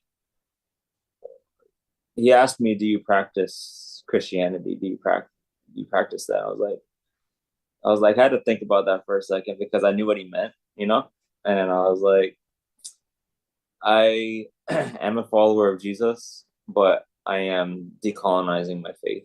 I'm in an active process of decolonizing my faith and moving away from structures that are rooted in colonization. And so he's like, I could tell he really respected an answer and it made him think like he wasn't expecting that kind of answer. But then he was like, the second question was, um, okay, so the colonizers are, things have changed. We're not under threat of violence anymore in the same way that the initial contact was. And yet our people are still clinging to colonizers' religion was his kind of point. And he's like, why don't we just go back, you know? And I was like, that's an interesting point. He wasn't really looking for a discussion on that. He was just kind of making a point about it. I was like, But it was, I think I was tying that in with what you were saying about Casey, like about how the Potawatomi, some of your relatives did that to survive, just to stay on their ancestral lands. And how they did it as a means of survival, but eventually it became theirs. It became something that over the generations we've lost part of ourselves in it. And so I think there's that compassion to like realizing that it was a good motivation that they did it for the people to be able to remain there and for be able to stay in our territories. But also realizing like it also brings a lot of trauma from the past into the present. But I think about like how we can bridge who we are and our traditions and like what we're doing here at Good Medicine Way, but even different expressions that are still rooted in indigeneity and rooted in who we are as peoples, and bringing that into our lived experience, and it's going to look far different, and it should look far different than the Western church's way of doing things. And I think we don't need to apologize for that. And I'm saying that to myself right now. Like even me saying this is like, I feel guilty about it because I'm like, oh man, like because of what I've been brought up with. But it's like, who taught me that was bad? You know what I mean? It was the Western tradition, that's somehow taboo or bad or, like, you know what I mean? So there's all these ways. And so anyways, I don't want to talk too long, but it's just, I think, what was talked about tonight and not just what's talked about tonight, but learning how to bring that into our communities, have conversations about that is really important. Like bringing these kind of conversations to people and normalizing them is really important. And I'm thankful that Nate's, and I'm glad that Ryan and Casey and Brian and all of us are doing that work. So, yeah.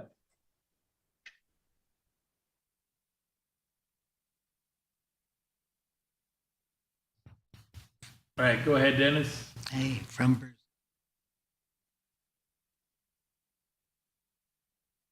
All right, hey everyone.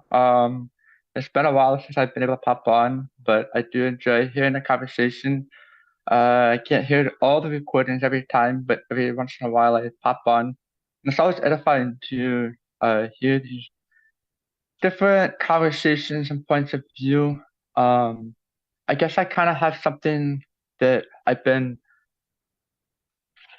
running through my mind, and so as a third generation missionary, I guess you could say, I've been processing a lot of the conversations in the indigenous circles, and when I came in contact with natives, we found out a lot of what happened to the indigenous, and it kind of like was a shock. And then so it's kind of like you have to rewire everything, like what you learned, what you thought, and then now I'm trying to figure out, okay, where does all this fit in a picture for like to continue doing mission, or if you're to continue doing mission, and how do you do it in a way where you're um not colonizing, but you're bringing the gospel in a way so that your non-indigenous friends understand and value, and there's a unified, or how do I say it, a harmonized voice with what the indigenous are going through, and it's not a colonial approach in expanding the gospel as it was in the past. So it's kind of like I heard something really interesting in a workshop one, where the gospel came from a tribal um, setting, which was the Jews, and it was translated into the context to the Gentiles. And now we have to translate it back into the tribal context, which is the indigenous. So there's like so we look at Paul and we see the Pauline epistles, and we see a lot of abstract ideas, which is kind of hard for indigenous. And then you look at the Old Testament and you see a lot of concrete ideas, and there's like a lot of like repetitive stories. So you see the big contrast there. And it's kind of like I'm having a difficult time. I'm trying to find a way to say it in a way where I'm being vulnerable and I want input. How do you present a clear, simple, like presentation, like we're taking Jesus, we're like we want to plant churches, but there's so much jumble there that I'm still not able to allow myself to accept what I was taught in the past. And then what is the message, or what's the best presentation we can take to move forward? That it's not always criticizing and condemning, because I am a critical person at times, and I found myself hitting a lot of resistance when I try to talk about that. So I'm just trying to find a way to simplify it so it just makes sense and it's not complicated and it's not overcomplicated at the same time. I'm just rambling on here. I don't know if I made any sense. Might not make it this time. I'll try another time. But I know and understand it's a continued conversation. I think that the vulnerability is paramount. Speaking from your perspective is paramount. One thing that I learned from Casey, so I've been talking to Casey about my wife and I being called out to that area, right? We're looking somewhere between like Albuquerque, Santa Fe, and Flagstaff, like kind of in that triangle, right? Um, and I've got 2 years left in seminary, and then I want to go to Nate's for my doctorate. And I wrestle a lot with how do I, looking like I do, having the story that I do, how do I best present the gospel? Just like you do. And man, I grew up in a time where it was awesome to talk about all the things you didn't like. My generation is the one that gave us the if you put pineapple on pizza, you're the devil. Like that was my generation that really hammered that idea home. And it's true. I mean, if you do put pineapple on pizza, you are the devil. But instead of talking about what I'm against, I have found that it's more important to talk about what I'm for. So in a setting like this, I can be overly critical about the research that I've done, and I can be overly critical about the church, but at the end of the day, like I really hoped to drive home the idea that when the Holy Spirit came, the Holy Spirit gave us the ability to speak into the context of other people's lives. And that is where we are. You, Dennis, have been given a voice. Okay, Hatch green chilies on pizza is totally great. You've been given a voice. You've been given a story. You've been given all of the tools to speak into the lives and into the contexts of those that you encounter, those that you share community with. And as long as you continue to follow that lead and speak into people, I think that you're on the right path. So I don't know if that answers your question or helps you out in any way, but that's what I'm seeing. That's what I'm learning.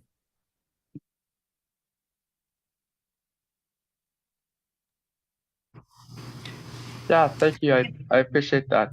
I guess kind of like past missions or being a third generation, it was always like you work with a specific group, you go to a specific location. But I find that God put in my heart more like online ministry and volunteer work. And how do we take that and create a message that resonates with many people? Because I'm in the Baptist circles, I'm in the Pentecostal circles, and I'm just like constantly in these interdenominational world, and I'm always struggling to say the right thing. And you want to, not that you want to please everyone, but you want to speak their language or to the level that they understand it. And so I kind of what coming on my heart, and I kind of want to hear from anybody in the community at the same time, like saying taking the gospel to remote places. Is that something that sounds colonized or does it not?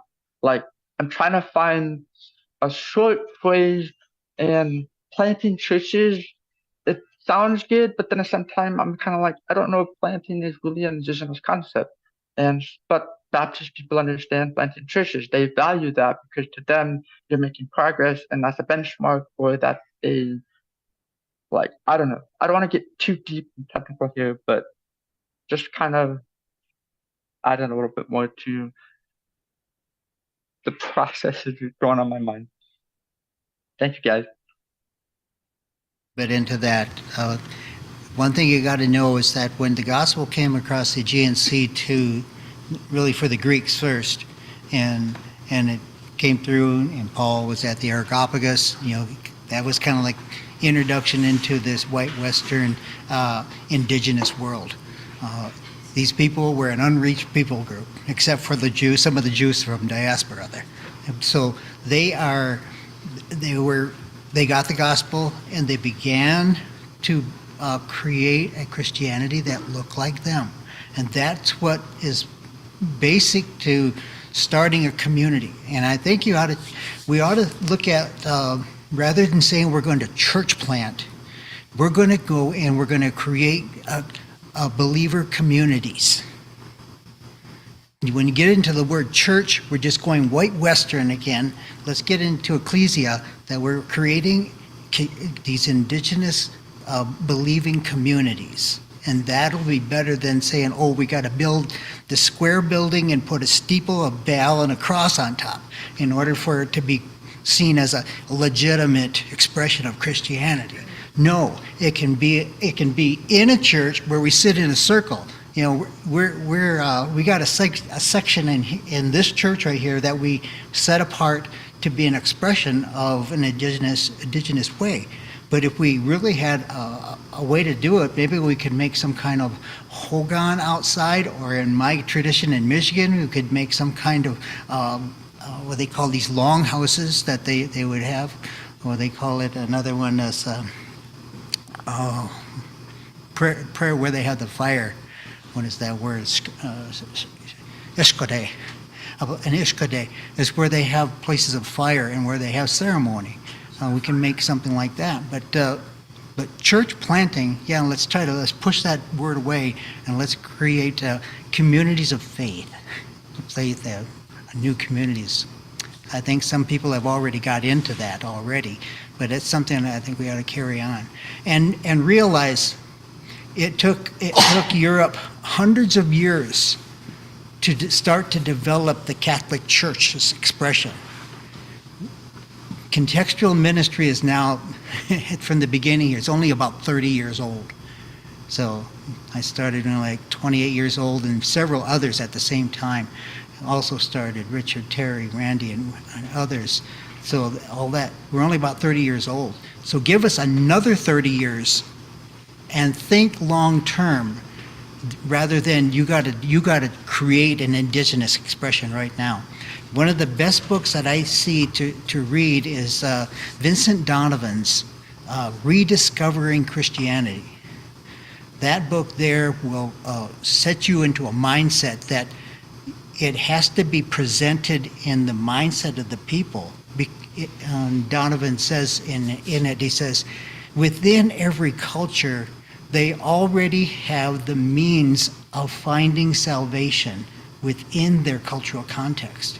We don't need to transplant our white Western way to do it. It's already there. You just need to find it and flow with what they already have in their world. That's something that I've learned. So I'll too much. I'll step back more. Yeah, we're getting a lineup here. We can go with a few more. We're starting to lose people because we are getting kind of long here. But let me let the folks who've got their hands up a chance to speak for sure. I'll just say some of what I'm going to go into over the next 2 Mondays here. We're going to really flesh some of that out. You'll get a chance to talk into this more, because I want that, because I'm going to get Q&R from symposium folks. So. All right, go ahead, Eshe. Yeah, I won't be too long-winded either, because I know that Pretty Doctor is right after me, and I want to give her a chance to speak. But I was gonna say exactly what Uncle Casey said about the church. Like, the word church comes from, it basically mean, like, when you take the word etymologically, like take the word origin, it means a building. So when we talk about church planting, we're literally talking about planting a building. And that's not, like, by definition, that's not really contextual. But I know you're in the community already, Dennis, and you're part of that community. You're one of the people. You're a human being, and so I think like, and you're in a tricky spot because you're working with a lot of denominations that have historically been rooted in fundamentalism. We're talking about Baptists and Pentecostals and different ones. I know what that looks like because I was part of traditions like that. And so I think, like, when answering another part of your question, like when you're bringing, we first had to define what the good news is, and the simplest way I've thought about putting it is the creator of the universe became human, and the creator of the universe became human and overcame death on all of creation's behalf. And that's kind of the starting point. And like when Uncle Casey was saying, there's fingerprints of creator, I'll call them, fingerprints of spirit that are in every culture. You have to find those fingerprints or find those traces and then work with that and then use that. And then let the people, I think what we're all getting at, develop what that looks like for them. And you can work with them on that, but you're not the orchestrator of it. They are, so.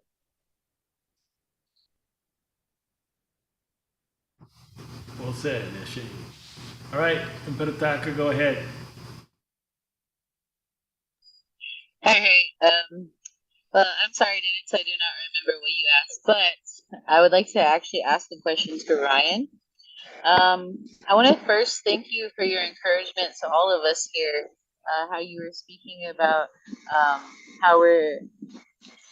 how Uncle's vision became like an act of contextualization, and you were encouraging each of us to, pick it up and do it, do what we feel in our own way, like that. You know what I mean?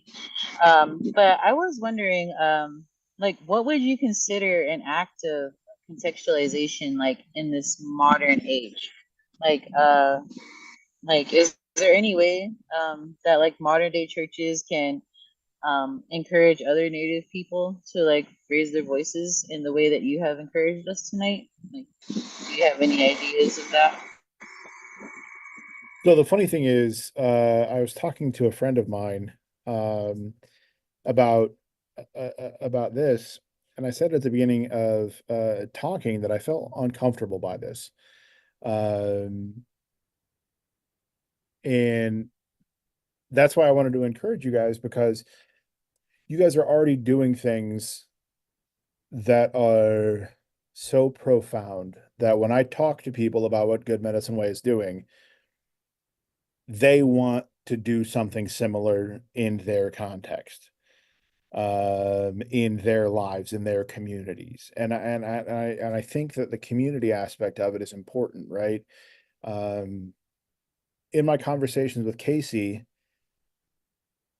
he didn't start a church when he moved to Albuquerque, right? He moved to Albuquerque and he worked a job and he met people through life, through his job, through community, through, and when you're able to do that, when you're able to actually build something from the ground up, you want to talk about ecclesia and a community of believers, a belief community.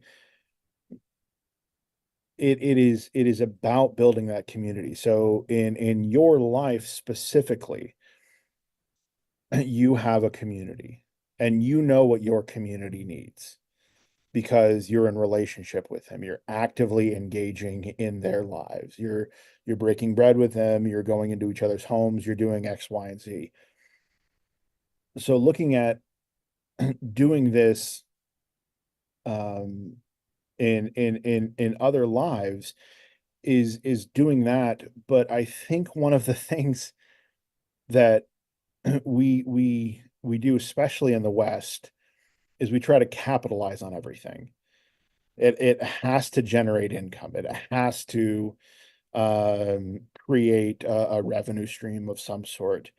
Um, and I think that people don't understand what's happening here. And I don't think that they're continuing to encourage people because they don't see the fruits of the labor. Like Casey said, this is a 30-year-old idea, right? And so it's going to take time for something like this to build. And I think that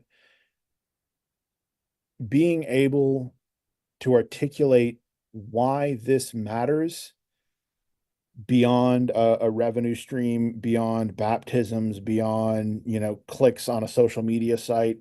I think being able to talk about the fact that this matters because it resonates with the people who have been historically disenfranchised. It matters because it gives power back, because it gives a voice back. And then to turn around and to be able to allow those who have learned how to speak to amplify those voices. I mentioned that I'm writing a book. 50% of my book is quotes, right? It's Casey talking. So I did an interview with Casey and then I just wrote out what he said, and said, hey, go read his books and listen to him talk.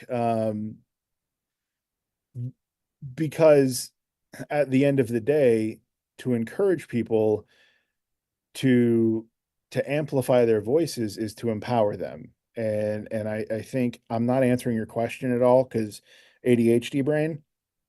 Um, but I think my dad had a quote that he lived by, and that was never miss an opportunity to shut the hell up. And I think in this context, right, that it's important for people who have historically been the majority to live into that, right? And allow people like Casey, like Brian, like everybody else in this group, al allow them the opportunity now to speak and to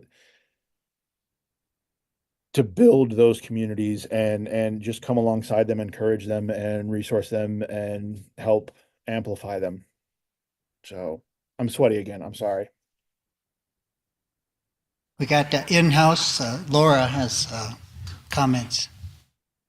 I'm just going to keep this really brief because I could probably go on and on, but I think the two from what you were saying today, and this is the non-theological student perspective.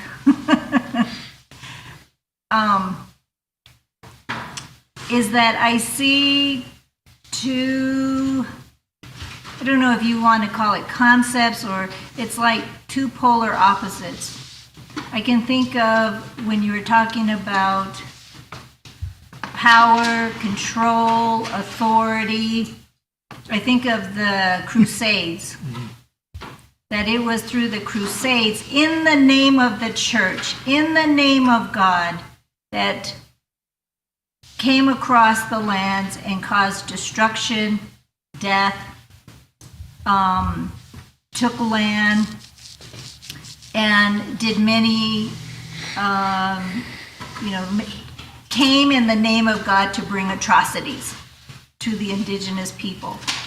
And then on the flip side, or on the other side of the scale, I think of sovereignty. And sovereignty to me is the essence of who I am as an indigenous person, as an indigenous woman.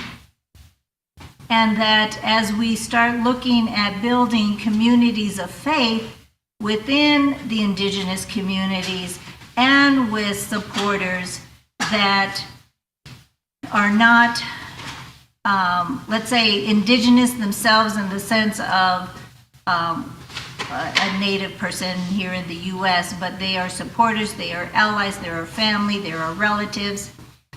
In that vein is really centering on that sovereignty of the essence of who a group of people are in their identities and their language and their culture and their traditions and values and principles and morals and, all of that's encompassed. And I think that's what I see in terms of what we can grow in the outreach of community, is looking at the essence of sovereignty. And I also just want to say, because I wrote down a quote that you said, is you said the words, to give back, to give the power back. So I think we also need to take a look at our choice of words. To give the power back, that means the power was kept with another entity from another source and saying, okay, all right, you can have the power back. And again, that reciprocates, again, power and control. And that I'll release the power once I say, let's open up the gates, and then we're going to shut it, and let's open up the gates again, and we'll shut it.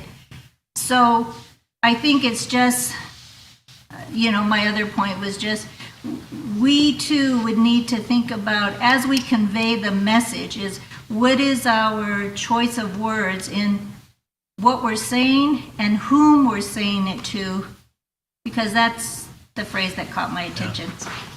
Thank you. All right. And Heaven, you got the last comment. I was going to say that I think the people that I know that are most successful in planting discipleship seeds are people that are focused on relationships as their source of wealth. So like a lot of times when we think about what's easily quantifiable, it's never really relationships. But the truth of it is, you can't really have enriching relationships if you don't invest time and unquantifiable things into them, So like, I think a lot of times when people talk about church planting and church expansion, they forget that at the root of all of that is relationship, and how important relationship and safety within relationship is, especially when it comes to talking about the church. And so that's what I thought about. And then I also thought about what Laura said too about power and how the use of that language itself is kind of like an interesting thing, because the language which with we talk about stuff is so rooted in power and control that like having conversations in a revolutionary way involves breaking down those words so that you can understand the power dynamic of the language itself, you know? So like people are always like, we don't need revolution, we need reform. But really reform is just a concession of power that can be taken away. And that's like part of the problem. So I just, yeah, thank you for sharing that.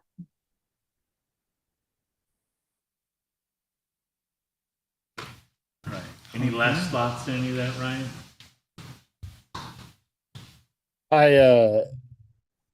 I'm sorry. I did not mean to upset with a poor choice of words. I thank you guys for allowing me to speak this evening. And I more than anything, I thank you for your responses and thoughts. Yeah. Yeah, you're all good, brother. we're Yeah. we're all good here. Yep, you're and good. and that's why we have the conversation, so that we work through those things, and so there's not those misunderstandings, whatever. So yeah. Yeah, that's right. Because many churches, people leave the service after a sermon, and then they email all their all their gripes. You know. Yeah. We get a chance to air them here, and if we can, solve them. But I think basically it was just saying you said something that needed to be said. Yeah, power has been taken away, and power needs to be put back into sovereignty, and let us make our own decisions. Yeah, and that's where it's going to come from. We hegemony is just led us all the way. Somebody else's power. Thank you very much for being our speaker. All right, we'll go. All right, so for our closing round dance, I was going to do the lift you up round dance, but I think because of the time, and I think because of the kind of spirit, how the spirit's moving tonight, I think we're just going to sing the vocables a couple times. I'll put the full lyrics up, so if the English text of the lyrics, if that's something that's in your heart that you resonate with, you can put that in the feeling as we sing the vocables. If there's something else that's stirring in your heart, put that into your feeling as we sing the vocables. But let's allow the vocables of this song to be whatever the Spirit is ministering to us right now. So we're just going to sing through the vocables a couple times. And as a last thought, I would say let's not forget that the modern church has the ability to change when it wants to. It just has to have the desire. I think back in the 70s and the 80s when like modern music was the big controversy, and you had the Jesus movement and the hippies, which was basically a white subculture. But the church was able to accommodate that cultural expression through a white subculture because it was comfortable with that in the end, even though there was a lot of resistance at first. And now you have heavy and contemporary music in almost every modern church that's out there. So it's not that it's too hard to change or that the church doesn't have the ability, it's whether it wants to. And with that, we will go into our little closing round dance. So yeah, so whatever it is in your heart, just sing that out through these vocals. And let that be your expression of faith. So yeah, we'll just do the vocable part, and we'll probably just sing through the vocables twice, and that'll be it. Yeah. Okay. The God language that he hears, huh? Yeah. Yeah. When we don't know what to say. Sighs and groanings, too deep for words.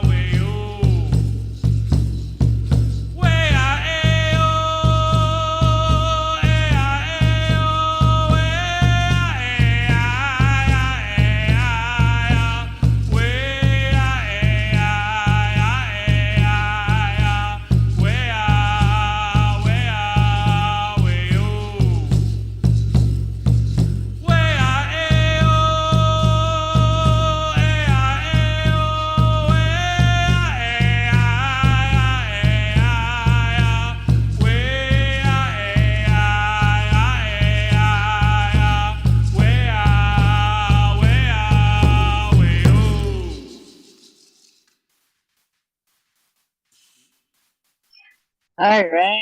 Thank you, Brian, for that. Hey, I always love that song too. Hey. But everybody, let's give a big round of applause to our relative, Ryan. Yes, Ryan Remington. Thank you for speaking with us tonight. Woo! Hey. But yes, just keep in mind that we're not really sensitive people. We are what we need to be, but we're kind of tough skinned. So whatever you have to share, we're ready to hear it.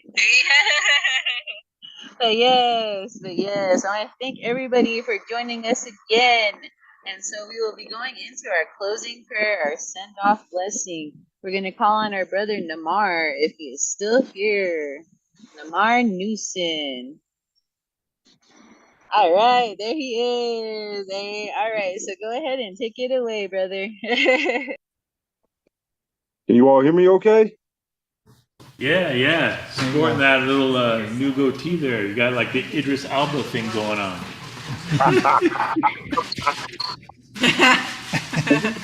Well, thank you. Thank you very much. I really appreciate that. Okay, Brother Ryan, I really want to thank you for everything that you shared tonight. I will add that what you quickly got my attention by your description of your experiences from your younger years, because I have years of experience of working with at-risk youth, if that means anything to you. So I really appreciate that, and I definitely enjoy the different changes that we as a body of believers have to make within the West, and how there is a slow but sure assured progress going across the world of changing the dynamic, being a paradigm shift of the word of God and the practice of worshiping God and teaching of God, moving away from the Eurocentric practice of it, the Eurocentric, their contextualization of it, and then going into a new direction, being more open-minded to darker skinned people's contextualization. And I think you highlighted that, and you articulated that. So I'm very, very grateful for it. And it's very inspirational what you're teaching, what you're what you are doing. And I definitely will keep you lifted on your continued progress and furthering your studies. And you're within a great environment, especially within the Nate's community. So with that, and without further ado, let us get into our prayer. So I'm going like this because I'm imagining holding you all's hands. So if you would please bear with me. All right. Creator sets free. Jesus, we thank you for how you have blessed us and how your great spirit, the Holy Spirit, has come forth today and taught us, reminded us of the history, and encouraged us for the future. We thank you that you have loved us everlastingly, unconditionally, that you have enabled us to change for the better so that we can have a better connection with you and that we can teach others to do so. May your great Holy Spirit continue to come forth and direct our paths, and that we may not lean on to our own understanding, which has been mistakenly done so when sharing your gospel through the generations of this country, of this land, and all throughout Turtle Island and throughout the West. But thank you for the opportunity of redemption, and that we will be filled with your Holy Spirit, and that we would be witnesses of your great news, of your great story, just as you have said so in your book of Acts. Thank you for that. We thank you for the opportunity to love one another, because by doing so, there we can show the world that we are your followers, we are your disciples, and that we can do it in the right way, the Jesus way, O Creator sets free, that differs from the way that it has been practiced for too long of a time. Change needs to occur, and change is happening, and change will continue to get better. We thank you. We glorify your name. Let all that has been shared, all that has been taught tonight, not fall on deaf ears, but that it will be remembered, it will be retained, and it will be carried both within our own spirits and to the minds, hearts, and spirits of others that we bear witness to throughout this week and beyond. We thank you, we love you, we honor you. Creator sets free's holy name. I hope, may it be so. All right. Thank you. It was a really good night tonight, Ryan. You fit right in here really well. We pray over your decisions. We pray over a location for you to find here that something will be just a good fit. And it might be the first fit. You might have to move while you're here. I know. It's like you said, creating relationships. People will get to know you. You'll get to know us. So we'll pray all guidance in that. So everyone, have a wonderful evening. Take care. We'll see you coming Mondays, the next 2 Mondays. Yeah, be prepared to listen to me.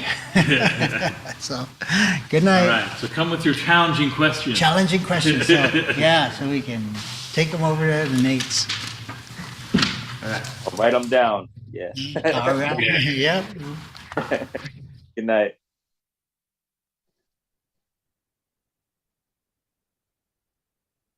All right, have a good night. Have a blessed week. We'll see ya.